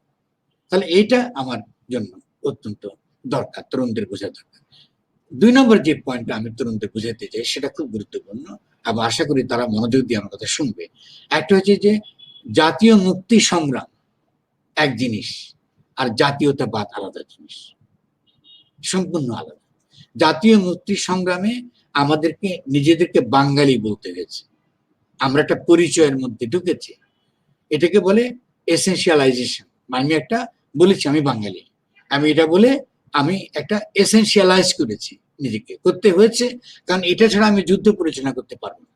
কারণ আমাকে একটা পরিচয়ের উপর দাঁড়িয়ে আমাকে ন্যাশনাল লিবারেশন স্ট্রাগল, যেটা জাতীয় মুক্তি আন্দোলনটা করতে হয়েছে। কারণ এই আন্দোলনটা ছিল জাতীয় নিপীড়ন থেকে মুক্তি। আমি জাতি হিসেবে, বাংলা ভাষী হিসেবে, বাংলা সংস্কৃতি ধারণ করে বলে আমি নিপীড়িত হচ্ছে মিলিটারি ব্যুরোক্রেটিক স্টেট, পাকিস্তানের স্টেট দ্বারা আমি নিপীড়িত হচ্ছি। এই রাষ্ট্র আমাকে নিপীড়ন করছে। কেন করছে তার ব্যাখ্যা আমি পরে আসছি, কিন্তু সে আমাকে নিপীড়ন করছে। ফলে সেখান থেকে মুক্তি পাবার জন্য আমি তখন নিজেকে বাঙালি বলেছি। এটা হচ্ছে স্ট্র্যাটেজিক এসেনশিয়ালিজম। এটা আমার কৌশলগত একটা পরিচয়, যেটা আমাকে এক ধরনের এসেনশিয়াল, মানে বাঙালি এই, বাঙালি সেই, বাঙালি আবহমান আছে, বাঙালি এতকাল ধরে আছে, এই গল্পগুলো আমাকে বলতে হয়েছে, এই ন্যারেটিভটা আমাকে বলতে হয়েছে। কিন্তু যদি আমি মনে করি যে বাঙালি নামক পরিচয়টা সত্যি সত্যি চিরায়ত, এটাই আমার একমাত্র সহি পরিচয়, আমার আর কোনো পরিচয় নাই, বা পরবর্তীকালে আমি নিজেকে নতুন করে আবার আবিষ্কার করব না, আমি যে কথাটা ভুলে গেছি যুদ্ধ করতে গিয়ে সেই ইসলামকে আমি আবার নতুন করে আবিষ্কার করব না, আমার পরিচয়ের মধ্যে তাকে অন্তর্ভুক্ত করব না, এটা ভয়ানক ভয়ানক রকম ভুল পথ। এটাই আমাদেরকে বিপদের দিকে নিয়ে চলে গেছে। যদি আজকে আমরা বাঙালি হিসেবে, বাংলা ভাষী হিসেবে, আমরা বাংলার সংস্কৃতির ধারক এবং বাহক হিসেবে যদি নিজেদের মধ্যে আমরা ইসলামকে নতুন করে অ্যাপ্রোপ্রিয়েট করতাম, তাকে আমাদের মতন করে ইসলামের ইতিহাস পড়তাম, আমাদের জায়গা থেকে আমরা বাঙালি মুসলমানকে বুঝতাম এবং তার দুঃখ, কষ্ট, ক্ষোভ, বেদনা, তার যে 200 বছরের সে যে বেদনা, এই বেদনাটুকু আমরা বুঝতাম, তাহলে কিন্তু আমরা ইসলামকে নতুন করে পড়া শুরু করতাম। আমাদের এখানে একটা রীতিমতো একটা ইসলামের জাগরণ হতো, এখানে একটা ইসলামপন্থী হতো না, কিন্তু এটা একটা জাগরণ হয়ে যেত উপমহাদেশে, যেটা বাংলাদেশ হতো সমস্ত পৃথিবীতে সমস্ত ইসলামপন্থী বা ইসলামে বিশ্বাসী জনগণের অনুসরণীয় একটা জায়গা হয়ে দাঁড়াতো। এখন যাদেরকে আমরা জঙ্গি বলে নিন্দা করছি, এখন যাদের সম্পর্কে আমরা ভয় পাচ্ছি, আতঙ্ক বোধ করছি, এইভাবে এই ধারাটা গড়ে উঠবার কোনো সম্ভাবনা বাংলাদেশে থাকতো না। তাহলে আমরা এই ভুলগুলো গোড়াতে করেছি। এই এসেনশিয়ালিজম, যেটাকে জাতীয়তাবাদ বলে, সেই জাতীয়তাবাদটা আমরা করেছি। ফলে বাঙালি জাতীয়তাবাদটা মারাত্মক ক্ষতি করেছে আমাদের। এই এসেনশিয়ালিজমটা দরকার ছিল না আমাদের। আমরা নিঃসন্দেহে বাঙালি জনগোষ্ঠী, বাংলা ভাষী জনগোষ্ঠী, নতুন রাজনৈতিক জনগোষ্ঠী, আমরা নতুন পলিটিক্যাল এন্টিটি, যেখানে ইসলাম আছে, যেখানে সনাতন ধর্ম আছে, এখানে বৌদ্ধ ধর্ম আছে, এখানে আরো ভক্তি আন্দোলন আছে, সুফিরা আছে, নানান রকম ধারা মিলে আমরা এখানে একটা বাঙালি জনগোষ্ঠী, বাংলা ভাষী জনগোষ্ঠী, বাংলাদেশি জনগোষ্ঠী, তার মধ্যে আপনি সাঁওতালরা আছে, মুন্ডারা আছে। আমাদের রক্তের মধ্যে খুঁজলে সাঁওতাল আর মুন্ডাদের রক্ত বেশি। তা আমরা তাদের কাছ থেকে পার্থক্য করতে, আজকে সাঁওতালদের অবস্থা কি দেখেন, মুন্ডা বলতে কাউকে খুঁজে পাবেন না। খাসিয়াদের তো কোনো খবরই নেই, মন্দিরের তো নাই, তাদেরকে আপনি হয় খ্রিস্টান বানাচ্ছেন অথবা মুসলমানরা যেহেতু অত্যাচার করে তাদের কোনো অস্তিত্ব বলে কিছু নাই। তাহলে এই কি বাঙালি? এটাই কি বাঙালি? এটা তো হওয়ার কথা ছিল না ৭১-এর পরে। আমাদের প্রত্যেকটা জাতির মুক্তির জন্য আমাদের লড়াই করার কথা ছিল, শুধু আমাদের না, পুরো উপমহাদেশে যে যেখানে লড়ছে, উত্তর পূর্ব ভারতে তারা লড়াই করছে বিভিন্ন রকম জাতিগোষ্ঠীগুলো, তাদের সমর্থনে আমাদের দাঁড়ানো দরকার ছিল। আমাদের তো আসামের জনগণের যে তারা জাতির জন্য যে লড়াই করছে, তাদের পক্ষে দাঁড়ানো উচিত ছিল। তার মধ্যে তারা তো ছিল আমাদের এখানে। তারা উগ্রজাতিবাদ করছে, তারা আজকে মুসলমানদের তাড়িয়ে দেবার কথাবার্তা বলছে, খুব খারাপ কথা, খুবই দুঃখের কথা। কিন্তু তারা তো বছরের বছর তাদের যে মুক্তি সংগ্রামী উলফা, তাদেরকে বাংলাদেশের জনগণকে ঠাঁই দেয়নি। তারা ভুলে যাচ্ছে কেন এইসব? তাহলে আমরা কেন এই ভুলগুলা করেছি তাহলে এই কারণে যে এই যে তথাকথিত চেতনাবাজ বলি না আমরা, এটাকে বাঙালি চেতনাবাজ, এটা এই যে অল্প কিছু লোক মূলত দিল্লির রাজনীতিকা এখানে প্রয়োগ করার জন্য, দিল্লির একটা তাবেদার রাষ্ট্র বাংলাদেশে কায়েম করবার জন্য, আমাদেরকে পরাধীন জাতিতে পরিণত করবার জন্য যে সকল মতাদর্শ বাঙালি জাতীয়তাবাদের নামে প্রচার করেছে, এখনো করছে, এদের বিরুদ্ধে আমাদেরকে পরিষ্কার জানাতে হবে। এটার মধ্যে কোনো আপনার এও হয় ও হয় এসব চলবে না। এদের বিরুদ্ধে লড়াই আমাদের করতে হবে। ঠিক তেমনি যারা নিজেদেরকে ইসলামপন্থী বলে তাদের সঙ্গে আমাদের খুব পরিষ্কার জবাবটা দিতে হচ্ছে, বাংলাদেশ ইরান হতে যাচ্ছে না, বাংলাদেশ তুরান হতে যাচ্ছে না, বাংলাদেশ পাঠান হতে আফগানিস্তান হবে না, বাংলাদেশি হবে। ফলে এই দুটো মেসেজ যদি আমরা বিশ্বব্যাপী এবং তরুণদের কাছে পরিষ্কার দিতে পারি, তাহলে আমরা বাংলাদেশ খুব সহজে তার পথটা খুঁজে পাবো বলে আমি মনে করি। একটা ব্যাপার আমার কাছে খুব ইন্টারেস্টিং মনে হয়েছে যে পেশা উপলক্ষে আমার বেশ কিছু কাল ইউরোপে থাকার সুযোগ হয়েছে। সেখানে মানুষজনের সঙ্গে মিশেছি। কোথাও আমি মানুষকে কাজ করতে দেখেছি, কিন্তু মানুষকে দেশপ্রেম নিয়েও কথা বলতে দেখিনি। মানুষকে নীরবে চার্চে গিয়ে প্রার্থনা করতে দেখেছি, কিন্তু কখনো ধর্মপ্রেম নিয়ে কথা বলতে দেখিনি। তো এই যে দেশপ্রেম এবং ধর্মপ্রেমের যে লিপ সার্ভিস, এই ব্যাপারটা কি? যারা কাজ করে তারা কিন্তু কখনো এসে বলে না যে আমি বিরাট বড় দেশপ্রেমিক, বা যে সত্যি নৈতিকতা সম্পন্ন মানুষ সে কিন্তু কখনো এসে দাবি করে না যে আমি একটা বিরাট ধার্মিক। তার কাজের মধ্যে দিয়েই এটা প্রতিভাত হয় যে সে দেশকে ভালোবাসে, কিংবা সে নৈতিকভাবে ধর্ম থেকে নৈতিক শিক্ষাগুলো, সততার শিক্ষাগুলো পেয়েছে। তো এই যে একটা বাগাড়ম্বর, এই যে একটা সারাক্ষণ যে একটা দেশপ্রেমের ফল্গু ধারা ছড়িয়ে দেয়া, বা ধর্মপ্রেমের একটা বুদবুদ ছড়িয়ে দেয়া, মানে এই যে একটা শো অফ, এই যে একটা লোক দেখানো ব্যাপার, এটা কেন স্যার? না না, আমরা আঞ্চলিক, আমরা বাংলাদেশের জনগোষ্ঠী তার যে বিকাশের পথে যে বড় বড় অন্তরায়গুলো তৈরি হয়েছে হয়, তার মধ্যে তো বিদেশি শক্তি তো কাজ করবেই। আমরা তো এটা তো অন্যায় না, এটাই হচ্ছে বাস্তবতা। এর মধ্যে আপনাকে তো বুঝতে হবে যে কেন একটি মানুষ এই কথাটা বলে। ঠিক আছে, আমি যেমন করে আপনাকে একটু আগে ব্যাখ্যা করে বললাম যে বাঙালির চেতনা কথা যখন আমরা বলি, বা মুক্তিযুদ্ধের চেতনার কথা বলে, আমরা মূলত দিল্লির স্বার্থটা রক্ষা করি। তো যদি আপনি, তার মানে কি আমাদের বাংলা ভাষা, বাংলা সংস্কৃতির মধ্যে আমাদের কোনো চেতনাকে আমরা খুঁজবো না? অবশ্যই খুঁজবো, কিন্তু আপনি ওটা ব্যবহার করছেন কিন্তু কি করতে? আপনি এক্সক্লুড করতে একটা বিশেষ রাজনৈতিক দলকে আপনি বাদ দিতে চাইছেন। বিশেষ আমার যেই চেতনার মধ্যে আমি বাস করি, যেটা আমার আমার আমার চেতনার অন্তর্গত ব্যাপার। আমি একদিকে বাঙালি, অন্যদিকে আমি মুসলমানও বটে। ফলে আমি ঈদ করি, আমি নামাজ পড়ি, আমি মসজিদে যাই, আমার ছেলে মেয়েকে বড় করি একটা ইসলামী শিক্ষার মধ্য দিয়ে বা একটা ইসলামী চেতনার মধ্যে, ওটা তো আমার চেতনার অন্তর্গত। কিন্তু আপনি যখন তাকে বাদ দিতে চাইছেন, আপনি তখন তার উদ্দেশ্যটা কি? উদ্দেশ্যটা হচ্ছে এই যে আপনি দিল্লির পক্ষে বাংলাদেশে একটা ইসলাম নির্মূলের রাজনীতি করছেন। খুব পরিষ্কার এটা তরুণরা যতদিন মধ্যে বুঝতে পারবে না ততদিন মধ্যে তারা কিছু করতে পারবে না। আপনি নিঃসন্দেহে বাংলা বলতে, আমরা বাংলা ভাষী বলতে আমার কি মানে, বাংলা সেটা আমি পরে আপনাকে আরো বলবো, কিন্তু বাংলা সংস্কৃতি বলতে কি, বাংলা ভাষার মধ্যে আমি কেমন করে হাজির ছিলাম, এখন আমি কেমন করে হাজির থাকতে চাই। আপনি শুরুতে একটা খুব সুন্দর কথা বলেছেন, সুনীল এটা বলেছি আপনাকে, যে আমার সারাক্ষণ আমাদেরকে বলতো। তো সেটাতে আমরা কিন্তু খুব উৎফুল্ল বোধ করিনি। ঠিক আছে, আমার ভালো লেগেছে, এবং এটাই তো হয়। কারণ বাংলাদেশিদের বাংলা ভাষীদের রাজধানী তো ঢাকায়, আপনি তো অন্য ওটা তো কলকাতায় হবে না, আপনি যতই চেষ্টা করেন। কলকাতা একটা মফস্বল শহর, সেখানে বাংলা ভাষা 4 নম্বরে। তো বাংলার বিকাশ তো ঢাকাতেই হবে, অন্য কথা তো আপনার হবে না। কিন্তু মূল কথা হচ্ছে বিকাশটা হবে কি করে, সেটা তো আমাকে বুঝতে হবে। তাহলে আমাকে বুঝতে হবে যে এই বিকাশটা রুদ্ধ করবার জন্য এই তথাকথিত বাঙালি জাতীয়তাবাদটা তৈরি করা হয়েছে, এই ন্যারেটিভটা। সেই ন্যারেটিভের আলোকে আমার ইতিহাসকে দেখতে আমাকে বাধ্য করা হয়, সেই ন্যারেটিভের আলোকে আমাকে সমস্ত কিছু বিচার করতে আমাকে বাধ্য করা হয়। এবং যখন এটা আমি শোনা বন্ধ করলাম, এটা অস্বীকার করা শুরু করলাম, তখন আমাকে বলা হলো যে তুমি এটা করতে পারবে না। আদালত যে রায় দেবে, কথা খেয়াল করেন, আদালত যে রায় দেবে সে রায়ের উপরই তোমাকে মানতে হবে। এটা হলো বাংলাদেশের ইতিহাস। এটাকে হয় কোথাও? ইতিহাসকে আদালত লেখে, আদালতের রায় ঠিক হয়? এই হলো বাংলাদেশে আপনি এই জায়গায় আপনি পৌঁছেছেন। ফলে আপনি তরুণদেরকে বুঝতে হবে যে এখান থেকে আমাদেরকে বেরোয় আসতে হবে। এটা হচ্ছে প্রথম আপনার জিনিস। সেকেন্ডলি কথাটা হলো যে এর আগে যেটা আমি বলেছি আপনাকে, যে আন্তর্জাতিক ক্ষেত্রে আমার তাহলে আরেকটা ইডিওলজি আমাকে কাজ করে। সেগুলোটা কি? আমাকে আধুনিক হতে হবে, তাহলে আমি প্রগতি হবো।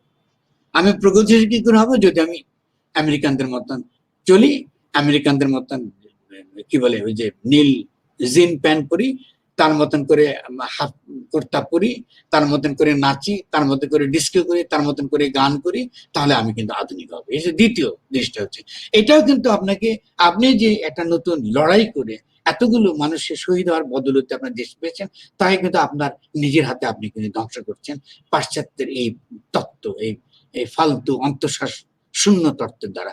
পাশ্চাত্যের দর্শন নিয়ে আপনার কোনো আগ্রহ নেই, পাশ্চাত্য কি করে টেকনোলজি আবিষ্কার করেছে তার আপনার কোনো আগ্রহ নেই, পাশ্চাত্য ইতিহাস নিয়ে আপনার কোনো আগ্রহ নেই, তার সঙ্গে আপনার ইতিহাসে কোথায় পার্থক্য না, আপনি তার কাছ থেকে কি করছেন?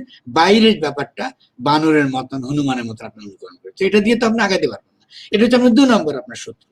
আপনি দুটা শত্রু খেয়াল করলে বাংলাদেশকে লড়তে হচ্ছে। বাংলাদেশের তরুণদেরকে, আগামী দিনের তরুণদেরকে আমার কথা শুনুন মনোযোগ দিয়ে, কান দিয়ে।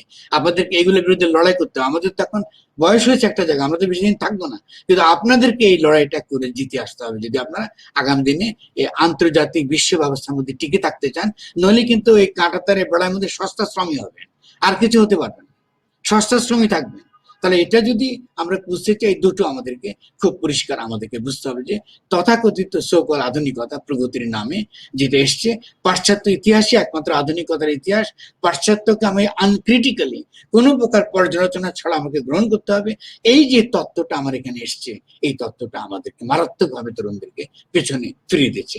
আমি আপনাকে বাংলা ভাষা, বাংলা সংস্কৃতির জায়গায় আরেকটা কথা বলি, এটাকে সাপ্লিমেন্ট করলে আরো ভালো করে বোঝা যাবে। ধরুন আমি বাঙালি, আমি শুরুতে বলেছি আমি কাজের মানুষ, ফলে আমি বাংলা সংস্কৃতিতে আমি বিশ্বাস করি। তো আমি খোঁজা শুরু করলাম যে বাংলা সংস্কৃতি কি, আমাকে তো বের করতে হবে এটা কি, এটা বলতে কি বুঝাই। আমি কি খালি পোশাক ধুতি পরা শুরু করে দিব বাংলা সংস্কৃতি বলে?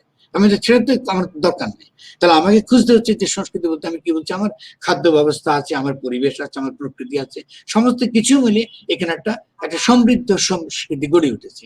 তাহলে আমার মাথায় সবচেয়ে একটা প্রশ্ন এলো শুরুর দিকে, 80-র দশকের মাথায় প্রশ্ন এলো, আচ্ছা এই যে 3টা বিশাল নদীর মাতৃক একটা দেশ, এটা বদ্বীপ, এটা তো বিশাল ঘটনা।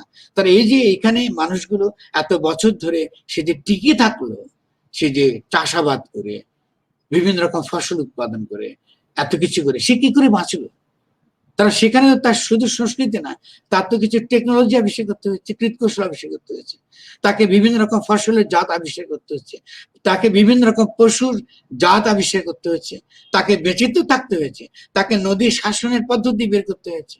নদী শাসন কথাটা খেয়াল করেন, কিন্তু আমি খুব খুব একেবারে ইঞ্জিনিয়ারদের, যারা যদি কেউ থেকে থাকে আমার, যারা শুনছেন তারা শুনবেন আমার কথাগুলো। তাহলে নদীকে, এই নদীমাতৃক দেশে বেঁচে থাকার পদ্ধতিকে এটাও তাকে আবিষ্কার করতে হচ্ছে। এই তখন আমি নয়া কৃষি আন্দোলন নামে একটা আন্দোলন শুরু করলাম এটা বোঝার জন্য যেটা কি হলো।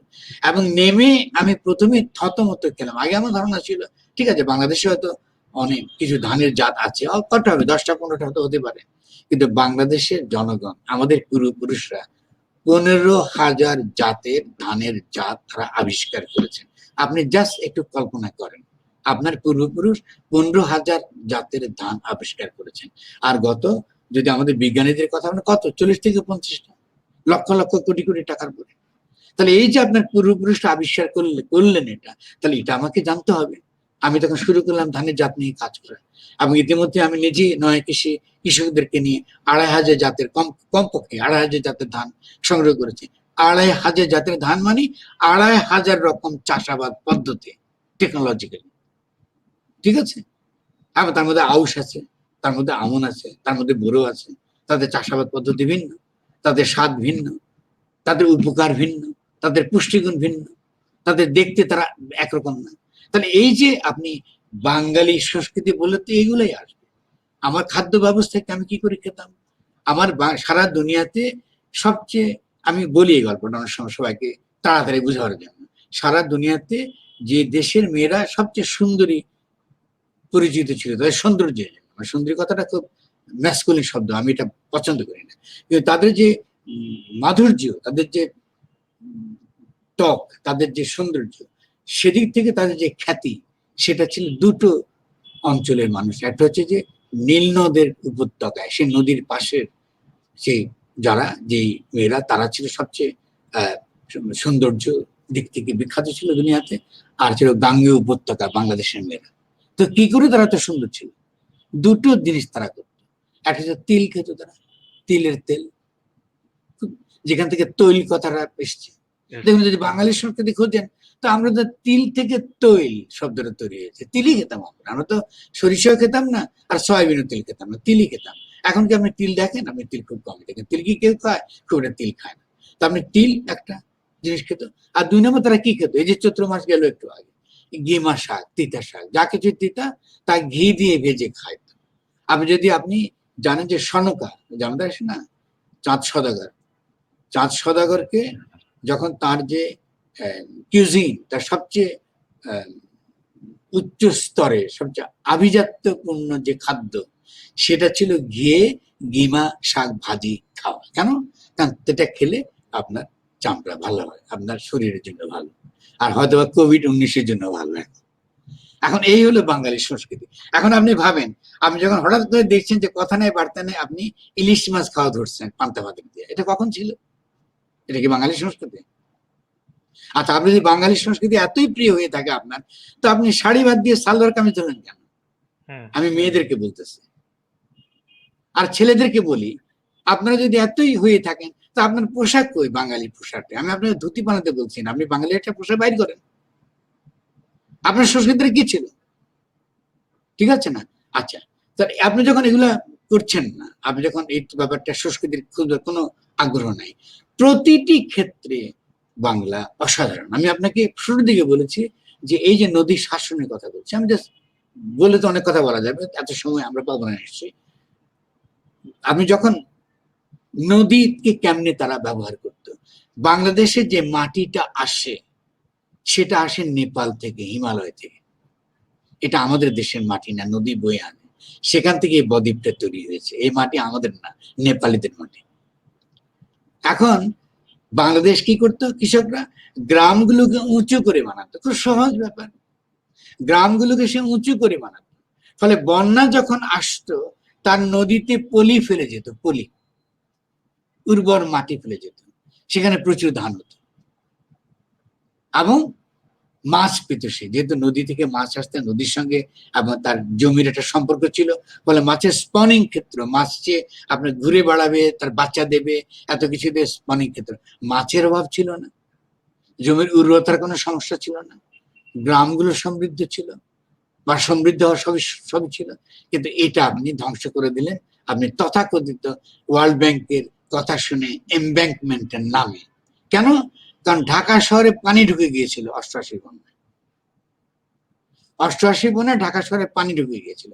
তো ঢাকা শহরের তথাকথিত আধুনিক ইন্ডাস্ট্রিয়াল সিভিলাইজেশনে যারা অভ্যস্ত, তাদের কাছে তো পানি একটা আপদ, পানি তার কাছে খারাপ জিনিস। পানি ঢুকে গেছে শহরে, এটা খারাপ কথা। তাহলে এখন কি করতে হবে? এখন বাঁধ দিতে হবে। এখন আপনি বাঁধ দিয়ে পানি ঢোকা বন্ধ করে দিচ্ছেন। এখন শহরে খালি বন্ধ করছে তা না, কিন্তু আপনি গ্রামে গ্রামে কিন্তু পানি বন্ধ, নদীর পানি আসা বন্ধ, রাস্তাঘাট কিন্তু আপনি পানিকে কিন্তু আপনি যেতে দিচ্ছেন, যেখানে সেখানে রাস্তা বানাচ্ছেন, যেহেতু জাপানি গাড়ি আপনাকে বিলি করতে হবে। তা আপনি বাঙালি তো রইলেন না। আপনি বাঙালি কোথায় হইলেন? আপনি নিজেরটা পায়ে নিজে কুলান মেটেছেন।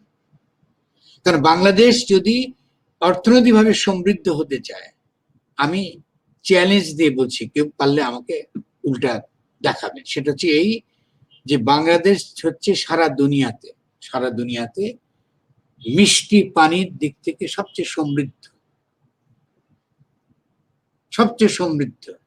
মিষ্টি পানির দাম মদের চেয়ে বেশি, মিষ্টি পানির দাম তেলের চেয়ে বেশি, মিষ্টি পানির দাম দুধের চেয়ে বেশি। তো আপনার কি দরকার? আল্লাহ তো আপনাকে সব না ছাপ্পাট ফুটে করে দিচ্ছে। আপনি তো শুধু মিষ্টি পানি রক্ষা করলে তো আপনি আজকে ইউরোপের সমান একটা দেশে পরিণত হতে পারতেন। আপনার কিছু দরকার ছিল না। তো আপনি কি করে 50 বছরে মিষ্টি পানিকে ধ্বংস করে দিলেন, বিষাক্ত করে দিলেন? আপনি এখন বোতলে পানি খান। যে জাতি এত মিষ্টি পানি আল্লাহর কাছ থেকে এত রহমত পাওয়ার পরও, আমি যারা ইসলামপন্থী তাদেরকেও বলছি, তারাও যখন মিটিং করে দেখবেন যে বোতলে পানি খায়, যেটা ইসলামের দিক থেকে তাক করলে তারা একটা হারাম কাজ করে। এটা তো নিয়ামতের আকার এসছে, এ তো টাকা দিয়ে কেনার বিষয় না। তো বাংলাদেশে মিষ্টি পানির সুপেয় পানির ব্যবস্থাটা আপনি কেন করতে পারলেন না? সে সুপেয় পানিকে নষ্ট কেন করলেন? সে জবাবদিহিতাটিকে আমাদের এখানে কোন ইসলামপন্থীরা জিজ্ঞাসা করেছে সরকারকে যে তুমি কেন মিষ্টি পানি নষ্ট করেছো? যে গ্রামে গ্রামে যে পানির যে অভাব, আপনি মাটির তলা থেকে পানি তুলে আপনি আর্সেনিককে গ্রামের পর গ্রামকে বিষাক্ত করে দিয়েছেন মানুষের স্বাস্থ্য। এটার দায় কে নেবে? তা আপনি দাবি করছেন আপনি বাঙালি, তো আপনার মধ্যে কোনো বাঙালি সংস্কৃতির প্রতি, বাংলা ভাষার প্রতি কোনো আপনার কোনো কোনো আগ্রহ নেই, জানার কোনো আগ্রহ নেই। আর আমরা তো নববর্ষ উদযাপন কখনো করিনি। নববর্ষ করতে মহাজনরা করতো, জমিদাররা করতো। এখানে হয়েছে চৈত্র সংক্রান্তি হইতে, প্রতিটি মাসে মাসে সংক্রান্তি হতো, সংক্রান্তির উৎসব হতো। বলে আমরা চৈত্র সংক্রান্তি করতাম। চৈত্র সংক্রান্তিটা একটা খুব গুরুত্বপূর্ণ একটা কাজ ছিল, যে মেয়েরা তার আশেপাশে 14 রকম অনাবাদী শাক, যে শাক আবাদ করা হয় না, এই 14টা অনাবাদী শাক খুঁজে পাওয়া যায় কিনা। এখন কথা খেয়াল করেন আপনি, অনাবাদী শাক খুঁজতে বেরিয়েছে মেয়েরা। আর কেন মেয়েরা খুঁজতে বেরোবে? কারণ যদি সে 14টা শাক না পায়, তাহলে সে তার স্বামীকে, ভাইকে, ছেলেকে তখন প্রশ্ন করে তোমরা চাষাবাদ ঠিক মতো করো নাই, কিছু একটা সমস্যা করছো, কৃষিতে ক্ষতিগ্রস্ত হবে। কারণ অনাবাদী শাক তো থাকার কথা। অনাবাদী শাক না থাকলে আমি খাবো কি করে, পশু পাখি চলবে কি করে, আরো বহু প্রাণী আছে, তাতে বেঁচে থাকতে হবে। তাহলে এই যে 14টা শাক খুঁজবার যে সংস্কৃতি, এটাকে আপনি বলতে পারেন যে ইকোলজিক্যাল অডিটিং। দেখেন কি পরিমাণ আপনার সমৃদ্ধ ছিল বাংলার সংস্কৃতি, কত উন্নত ছিল সাধারণ মানুষের সংস্কৃতি। আপনি সেটাকে সম্পূর্ণ ধ্বংস করছেন। তাদেরকে আপনি বলছেন গ্রাম্য, তাদেরকে আপনি কি করতেছেন? পশ্চাৎপদ। তাদেরকে আপনি তাদের ফসলের মূল্য আপনি দিচ্ছেন না। তাদের কৃষিতে বাইরে থেকে আইনে আপনি হাইব্রিড চালি করে কৃষিকে আরো ধ্বংস করে দিচ্ছেন। এখন জিএমও এনে তাদেরকে পুরো কৃষি ব্যবস্থাকে আপনি ধ্বংস করেন। মানুষ খাবে কি করে, চলবে কি করে, এই 17 কোটি লোক আপনি চালাবেন কি করে? তাহলে এই যে মধ্যবিত্ত যে শ্রেণী গড়ে উঠছে শহরে, যারা বাঙালি চেতনার কথাবার্তা বলে, হ্যাঁ, বাঙালি জাতীয়তাবাদের কথাবার্তা বলে, এরা তো ভয়ঙ্কর প্যারাসাইট সমাজের জন্য। এদের চিন্তা চেতনা সমস্ত কিছু তো বাঙালি সংস্কৃতি, বাঙালির যে সত্যিকারের যে তার যে জীবন ব্যবস্থা, বাঙালির যে নিজস্ব একটা জীবন ব্যবস্থা, তার খাদ্য ব্যবস্থা, তার সংস্কৃতি থেকে আরম্ভ করে তার নদী শাসন, তার জমির চাষ পদ্ধতি, তার বনায়নের পদ্ধতি, এই সমস্ত কিছুকে আপনি ধ্বংস করেছেন দিনের পর দিন আধুনিকতার নামে, এই বাঙালি জাতীয়তার নামে। তাহলে বাংলাদেশের তরুণদের প্রধান যে দুশ্মন বাংলাদেশে, সেটা হচ্ছে বাঙালি জাতীয়তা। এগুলো ভুলে যেতে হবে। এটা তাকে গোলাম তৈরি করার কারখানা। আর 2 নাম্বার হচ্ছে তথাকথিত আধুনিকতা এবং পাশ্চাত্য মানে প্রগতি। আর আমরা হলাম সব অনাধুনিক লোক, আমরা হলাম সব বর্বর। আপনি আপনি বর্বর হলেন, ফলে আপনাদেরকে সিভিলাইজ করার জন্য এদেশে এনজিও লাগবে। আপনি যেহেতু বর্বর, আপনি তো সভ্যতা জানেন, তো আপনাকে শিখাইতে হবে। কে শিখাবে? এনজিও দিকে পাঠাবে। কারা? ফান্ডেড বাই এই ওয়েস্টার্ন ডোনার এজেন্সিজ আপনাকে দিলে। এখন বাংলাদেশে আপনি দারিদ্র বিমোচন করবেন, আমি লক্ষ লক্ষ কোটি কোটি টাকা। আমি বাংলাদেশের সবচেয়ে বড় বিল্ডিং যেগুলো, এগুলো হলো যারা এই ঋণ দেয় গরিবদের, তাদের বিল্ডিং। আপনি পাশ্চাত্য বড় বড় দেশকে ঋণ দেয়, গ্রিসকে, মেক্সিকোকে ঋণ দেয়, সেই ঋণ তারা ফেরত দেয় না। এরপরে তাদেরকে আবিষ্কার করতে হয়েছে যে গরিবকে ঋণ দিতে হবে, কারণ গরিব ঋণ ফেরত দেয়। আপনি 37 কম্পনি 30 থেকে 37% তার কাছে আপনি সুদ আদায় করেন। আপনি একটা সুদখোর একটা ব্যবস্থাকে আপনি বলতেছেন এটা উন্নয়ন। আপনার পুরো যে খাদ্য ব্যবস্থাকে আপনি ধ্বংস করেছেন, তারপর আপনি স্বাস্থ্য ব্যবস্থাকে ধ্বংস করেছেন, এটাকে প্রাইভেটাইজ করে দিয়েছেন। আপনি এখন কোম্পানির কাছে ছেড়ে দিয়েছেন ওষুধ, স্বাস্থ্য সবই। এখন কোভিড এর মধ্যে লোক রাস্তায় মারা যাচ্ছে, তার কোনো চিকিৎসা নাই, তার কোনো স্বাস্থ্য ব্যবস্থা নেই। এইটা কারা করেছে? এই তো যুদ্ধ। এই যুদ্ধতে জিততে হবে আপনাকে। এই যুদ্ধের কথা তো আমরা বলে যাচ্ছি এখন, আমরা কদিন বা মাঝে বলে যাচ্ছি এই যুদ্ধ তরুণদেরকে করতে হবে আজকেও কালকে। এখন তাদের এখন থেকে তৈরি হতে হবে যুদ্ধটা করার জন্য। ফলে সেই যুদ্ধটা করতে গিয়ে আমাদের কোনো পরিচয়ের কোনো আইডেন্টি কার্ড লাগবে না যে আমি হলাম মুসলমান, ফলে এই হলো আমার পরিচয়, অথবা আমি হলাম বাঙালি, এই হলো আমার পরিচয়। আপনার কাজের দ্বারাই বুঝবো আপনি মুসলমান না আপনি বাঙালি। আপনি যদি একটা সত্যিকারের বিশ্বাসী হন, আল্লাহর বিশ্বাসী হন, তো আপনি বিষ কি করে দেন? আপনার মাথা নামাজ পড়তে পড়তে কালো হয়ে গেছে, তো আপনি একটা বিষ দিচ্ছেন, গিয়ে একটা কীট পতঙ্গ অনুজীবকে মেরে ফেলছেন। আল্লাহর একটা সৃষ্টি আপনাকে দুনিয়ায় পাঠাইছে সে সৃষ্টিকে রক্ষা করার জন্য, আপনি কি করে এই বিষ ব্যবহার করেন? আপনি কি করে নিজেকে মুসলমান বলেন, মুমিন বলেন? মসজিদে গেলে তো মুসলমান হয় না। আপনি খালি ইবাদত করে তাহলে মুসলমান হবেন? আপনার সংস্কৃতিটা কি?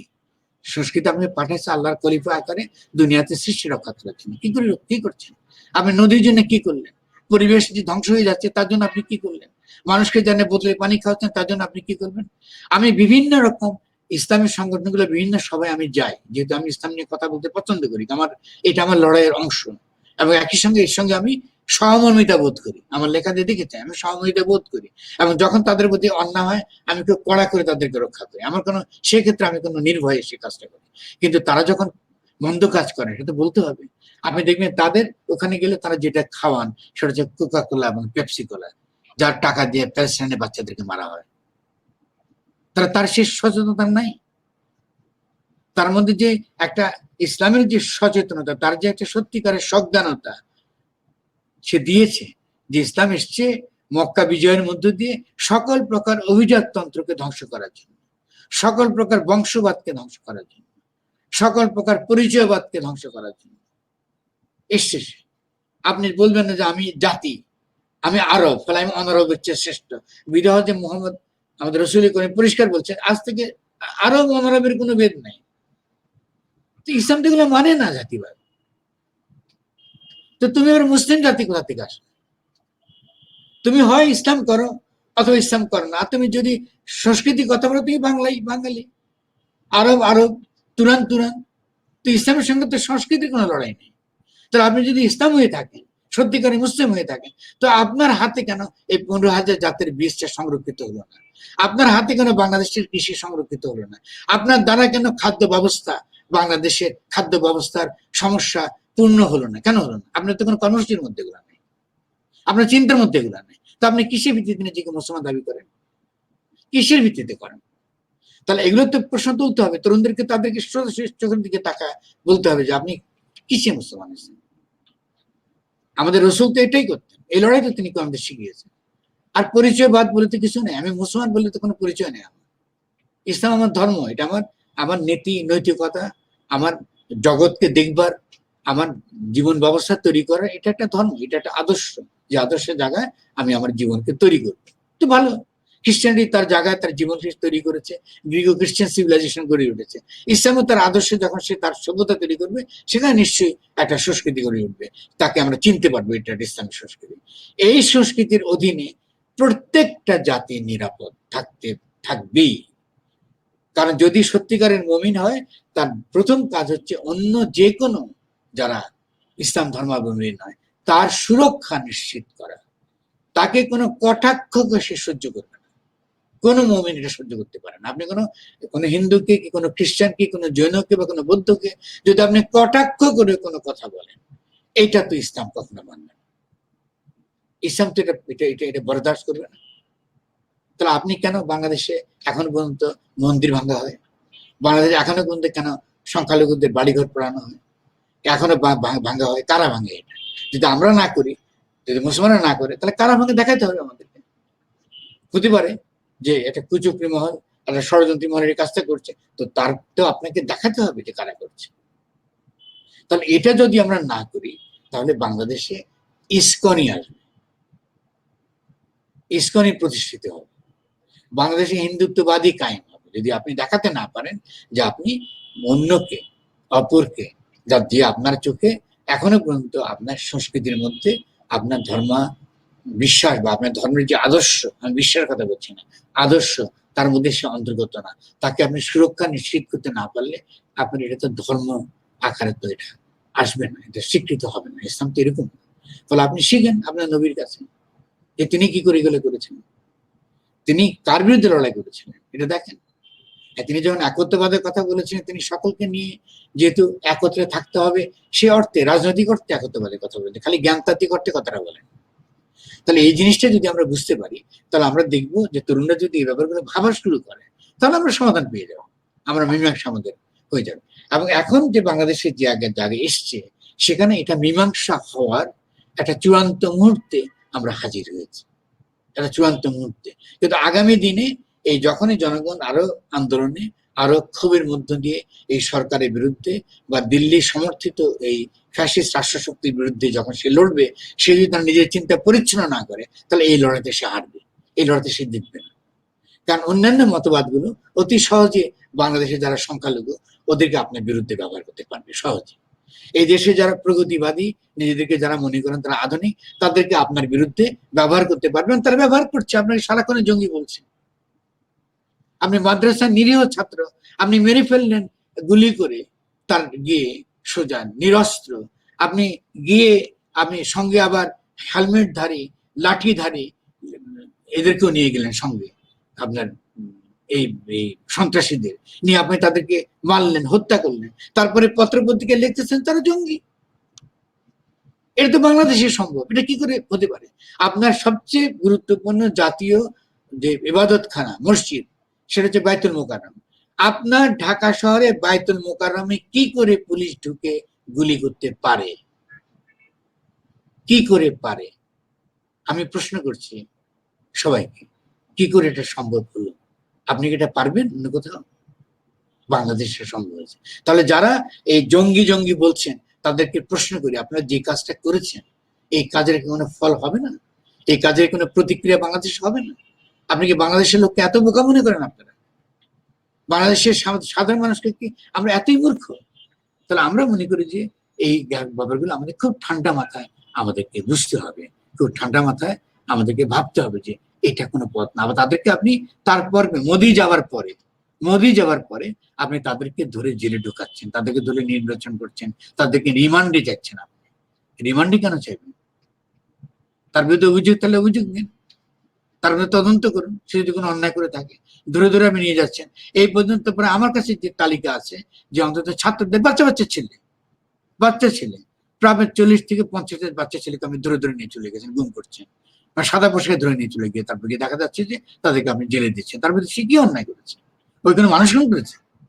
ওই কাউকে কোনো রাস্তায় অন্য কারো ক্ষতি করেছে? সে তো বলেছে আমি মোদিকে চাই না বাংলাদেশে। 50 বছরের যে পূর্তিতে আমি মোদিকে চাই না। আমি এটা তো ন্যায়সঙ্গত দাবি। ও তো একটা খুনি লোক, ও তো গুজরাটে খুন করেছে। সে তো পরিষ্কার দাবি করে সে উপমহাদেশ থেকে ইসলাম নির্মূল করবে। আজকে পশ্চিমবাংলার দিকে তাকান, পশ্চিমবাংলা ভোট দিয়ে বিজেপিকে হরিয়ে দিয়েছে, তৃণমূলকে দান করেছে। সেখানেও সচেতনতা এসছে যে তারা এই হিন্দুত্ববাদ থেকে তারা মুক্ত হতে চায়। আর আপনি এখানে উল্টা হিন্দুত্ববাদের পক্ষে বাইতুল মোকাররমে গুলি করেছেন, গুলি চালিয়েছেন ভেতরে ঢুকে, ভেতরে। আমি বাইরের কথা বলছি, রাস্তায় না। আবার আপনি গণমাধ্যমে বলতেছেন এটা জঙ্গি, এটা তাণ্ডব করেছে। এটা তো কিছু কোনোভাবে মেনে নেওয়া যায় না। এটা তো কোনো মানুষ, সুস্থ চিন্তা সম্পন্ন মানুষ মেনে নিতে পারে না। আপনি যদি তাদের মধ্যে কোনো মন্দ লোক থেকে থাকে, তার মধ্যে এই ধরনের আপনার উগ্রপন্থী কেউ থেকে থাকে, ভালো, আসেন আমরা তাদেরকে বুঝাই। যে আমি যে কথাটা বলছি, তাদের কাউকে নিয়ে আসেন টেলিভিশন, আমি বুঝাই দিই কেন তিনি উগ্রপন্থায় যাবেন। তার কি যুক্তি আছে উগ্রপন্থায় যাবার মধ্যে? উগ্রপন্থায় যাওয়ার জন্য আছে এই যে রাষ্ট্র উগ্র, রাষ্ট্র সন্ত্রাসী, রাষ্ট্র সহিংস, রাষ্ট্রের হাতে সহিংসতা সমস্ত একচেটিয়া রাষ্ট্রের হাতে কেন্দ্রীভূত। এই যে সন্ত্রাস রাষ্ট্রের হাতে কেন্দ্রীভূত, সহিংসতা রাষ্ট্রের হাতে কেন্দ্রীভূত, এই রাষ্ট্রকে, এই রাষ্ট্রের নির্বাহী বিভাগকে নিয়ন্ত্রণ করবার কোনো বিচার ব্যবস্থা নাই, নিয়ন্ত্রণ করবার কোনো প্রতিষ্ঠান নাই। ফলে স্বভাবতই এটাকে কি করে মোকাবেলা করবেন? আপনি জনগণ খালি হাতে মোকাবেলা করবে, কিভাবে করবে? আমি জিজ্ঞাসা করছি, রাষ্ট্রের যারা গুরুত্বপূর্ণ পদে আছে তাদেরকে প্রশ্ন করছি, আপনারা আমাকে উত্তরটা দিন যে তাহলে জনগণ কি করবে? তাদের নিজেদেরকে রক্ষা করতে হলে তারা এখন কি করবে? কারণ তারা তো নিরাপদ না আমাদের হাতে। আমাদের এই ছেলেগুলোকে ধরে নিয়ে গেছেন, তাদেরকে নির্যাতন করছেন, তার বিচার ব্যবস্থা থেকে রিমান্ডে দিচ্ছে। আমাদের সন্তানরা তো নিরাপদ না। এই যে সন্তানরা নিরাপদ না, আপনি তাদেরকে যে পুরো একটা জেনারেশনকে, আমরা 60-তে এত আন্দোলন করেছি, আমাদেরকে তো পুলিশ গুলি করে সেভাবে বাসায় ঘর থেকে ধরে রিমান্ডে নিয়ে হয়েছে 71-এর পরে, যুদ্ধের সময়। কিন্তু এভাবে তো আপনার মসজিদে ঢুকে গুলি করে নিরস্ত্র মুসল্লিদের আপনি মারা আমরা দেখি না আমাদের কখনো আমরা কোনো জায়গায়। তাহলে এরপরে আপনি এটা ঘটনা করার পরে আপনি বলবেন যে এটা বিচার হওয়া উচিত, এটা তদন্ত হওয়া উচিত, এটা জানতে চাই কারা ভেতরে ছিল। বলতেছেন ওখানে লাঠি ছিল, ওখানে লড়েছে, ভালো বলছেন, মানুষ শুনতে চায়। তাহলে বাইরে হেলমেট পরা এরা কারা? যদি তাই হয়ে থাকে তাহলে বাইরে যে হেলমেট পরা এবং হাতে লাঠি হাতা এরা কারা? তাই এটা দেখার পরে আপনি গণমাধ্যমে আপনি বারবার কয়েকটা গণমাধ্যম বারবার একই কথা বলছে, এদেরকে জঙ্গি আকার প্রমাণ করার চেষ্টা করছে। আপনি একজন শায়েককে, যে তরুণদের কাছে তার একটা গ্রহণযোগ্যতা আছে, তার রাজনীতি ভুল থাকতে পারে, আমার কোনো অসুবিধা নেই, সেটা তার সঙ্গে আমি কথা বলবো, তার সঙ্গে বহু বিতর্ক হতে পারে, কিন্তু আপনি তাকে ধরে নিয়ে তাকে জঙ্গি, যে এরা ছিল উগ্রপন্থী, হেফাজতে ইসলামের উগ্রপন্থীদের নেতা ছিলেন ইনি, এটা বলে আপনি তার উপর নির্যাতন করবেন না। এটা তো একটা ফল আছে, এটা তো একটা পরিণতি খারাপ, এটা তো ভালো দিকে যাবে। আপনি তো তার সঙ্গে কথা বলেন, আপনার কথা বলতে না তো আমাদেরকে দিয়ে আমরা কথা বলি। আপনি যদি কথা বন্ধ করে দেন, আপনি যে সমাজে যদি কথা বলার যে সকল ক্ষেত্রগুলো আছে আপনি বন্ধ করে দেন, তাহলে তো অবশ্যই এখানে জঙ্গিবাদ, এখানে সহিংসতা, এখানে গৃহযুদ্ধটা প্রকট হবেই। আপনি তো এটা কি করে টাকাবেন? আপনি যদি কথাই বন্ধ করে দেন, ফলে আমাদেরকে আপনারা কথা বলতে দিচ্ছেন, আমাদেরকে ঘরের মধ্যে বন্ধ করে ফেলছেন, আমাদেরকে কোনো আপনার গণমাধ্যমে আপনি কথা বলতে দেবেন। আপনি বাইরে থেকে কথা বলছেন, আমি তো কথা বলতে পারি নাই দীর্ঘদিন, আমাকে এখন কথা বলতে হচ্ছে কারণ আমি খুবই খারাপ সময় দেখছি, আগামী দিনে খুবই খারাপ সময় দেখছি। কারণ এটা ধরুন, আমি কেন বলছি, আমি খুব ছোট্ট একটা সবাইকে বুঝাবার জন্য, পাশ্চাত্য যুদ্ধে জয় করবার জন্য, আমেরিকানরা যুদ্ধে জয় করবার জন্য হিরোশিমা এবং নাগাসাকিতে বোমা ফেলতে দ্বিধা করেনি। তাদের একবারও তাদের মানবতা, তাদের মানবিক গুণাবলীকে তারা একবারও জিজ্ঞাসার মুখোমুখি তারা করেনি যে এই বোমাটা ফেলছি এটা নিরীহ মানুষকে হত্যা করছে। তারা যখন ড্রোন হামলা করে, সেই ড্রোন হামলা যখন করে তখন তারা পরিষ্কার জানে কোলেটারাল ড্যামেজ আকারে শিশু, কিশোর, নারী এরা মারা যায়। ইকোনমিক্সের একটা ছবি আছে, আমি সে সময় যখন ক্রুসের জিহাদ ও শ্রেণী সংগ্রাম দেখেছি, আপনি খুঁজে দেখবেন, সেখানে ইকোনমিক্স শুরুতে একটা বাচ্চা ছেলে একটা মেয়েকে কোলে নিয়ে যাচ্ছে, সেখানে ইকোনমিক্স লিখছে যে এই বাচ্চা ছেলেটা, আমি তার কথাটা আমি মানে ভার্বাটিম বলছি না, মানে ব্যাখ্যা করে বলছি, যে এই যুদ্ধে, আফগানিস্তানের এই যুদ্ধে এই বাচ্চাটা মারা যাবে, কিন্তু কিছু করার নেই। তো আমি বাংলাদেশের জনগণকে এবং বাংলাদেশের তরুণদেরকে বলছি, তোমাদেরকেও এই পাশ্চাত্য এইভাবে নাগাসাকি এবং হিরোশিমা বোমার মতন কিংবা এই দিল্লি থেকে সৈন্য পাঠিয়ে মারতে একবারও দ্বিধা করবে না, একবারও দ্বিধা কোনো তাকাবে না, এবং তোমাদের দিকে ফিরেও তাকাবে না, ফিরেও তাকাবে। কারণ হচ্ছে যে তুমি এখন যে আন্তর্জাতিক যে বিশ্ব ব্যবস্থা, সে আন্তর্জাতিক বিশ্ব ব্যবস্থায় তুমি কিন্তু বর্জ্যে পরিণত হয়েছে, তুমি বর্জ্য, এবং তোমার চারদিকে কাঁটা তারের বেড়া, একদিকে আপনার ওদিকে ভারতের দিকে, ওদিকে মায়ানমার, তোমার কিন্তু পালাবার কোনো পথ নাই। এমন তুমি যদি এখনই যদি তুমি সাবধান না হয়ে যাও, নিজের নিরাপত্তার কথা না ভাবো, তোমার নিজের আগামী দিনে তুমি কি করে চলবে, তুমি কি করে বেঁচে থাকবে না ভাবো, তো তোমার আগামী দিনে তোমার অবস্থা খুবই খারাপ। আমি দেখছি, খুব পরিষ্কার দেখতে পাচ্ছি, এটা খুবই খারাপ যে তুমি এটা অ্যালাউ করছো যাকে তাকে যখন তখন জঙ্গি বলা, যাকে তাকে যখন তখন জঙ্গি বলা। ছাত্ররা যখন আন্দোলন করছে, তরুণ ছাত্র অধিকার পরিষদ যখন আন্দোলন করে, কি যে কেউ আন্দোলন করে, তরুণ বামপন্থীরা যখন আন্দোলন করে, আমি ধরে ধরে নিয়ে তাদেরকে আমি নির্যাতন করছি। আরে এটা কেমন কথা? তার বলার অধিকার, সমাবেশ করা আপনার অধিকার। বাংলাদেশে এটা সবচেয়ে বড় যে বড় দল, রাজনৈতিক দল, সেটা হচ্ছে বিএনপি। এখন ঠিক আছে, বিএনপি রাজনীতি আপনি পছন্দ করেন, আমি পছন্দ করতে না পারি, আপনি পছন্দ করতে না পারেন, কোনো অসুবিধা নেই, কিন্তু তার কি সমাবেশ করার অধিকার নেই? তার কি কথা বলার অধিকার নেই? তাকে দাবি দেওয়া চাওয়ার অধিকার নাই? সে তো অন্তত বাংলাদেশের একটা বিশাল একটা অংশকে প্রতিনিধিত্ব করে। তাহলে যতক্ষণ না আমরা এই ব্যাপারগুলোতে হুঁশে না আসবো, আমরা আমাদের দেশকে বিভিন্ন শক্তির একটা ক্রীড়াভূমিতে পরিণত করব। এবং আমার আশা যে তরুণরা এটা প্রতিহত করবেন, এবং বাংলাদেশে যারা বিচক্ষণ, বাংলাদেশে যারা বয়স হয়েছে, আপনারা খুব বেশি দিন কেউ বেঁচে থাকবেন না, দয়া করে আপনাদের সন্তানদের কথা ভেবে, আপনাদের নাতি নাতনিদের কথা ভেবে এই ধরনের অন্যায়কে আপনারা প্রশ্রয় দেবেন। এখান থেকে যদি আমরা বেরিয়ে আসতে পারি, তাহলে 71 যেটা আপনি জানতে চাইছেন, আপনার যেটা সোনালী যে কথা আপনি বলছেন, সময়ের কথা বলছেন, আমরা সেই সময় ফিরে পাবো, আমি এটা বিশ্বাস করি মনে প্রাণে। কারণ 71-এ আমরা প্রমাণ করে দিয়েছি যে আমরা যোদ্ধা জাতীয়, আমরা চিন্তা করতে জানি, আমরা যুদ্ধ করতে জানি, এবং আমরা নিজেদেরকে গড়তেও জানি। এবং আমরা নিঃসন্দেহে আগামী দিনে আমার কথা শুনে, আমি নিজে না পারি, আমার কথা শুনেও তরুণ অনেক অনুপ্রাণিত হবে এবং তারা তাদের পথ খুঁজে পাবে কি করে এগোতে হবে সামনে। আপনাকে অনেক ধন্যবাদ আমাদেরকে সময় দেওয়ার জন্য। আপনাকে অনেক ধন্যবাদ, কথা বলার সুযোগ পেলাম। যারা এতক্ষণ আমাদের সঙ্গে ছিলেন সবাইকে ধন্যবাদ জানাচ্ছি। শুভরাত্রি। শুভরাত্রি।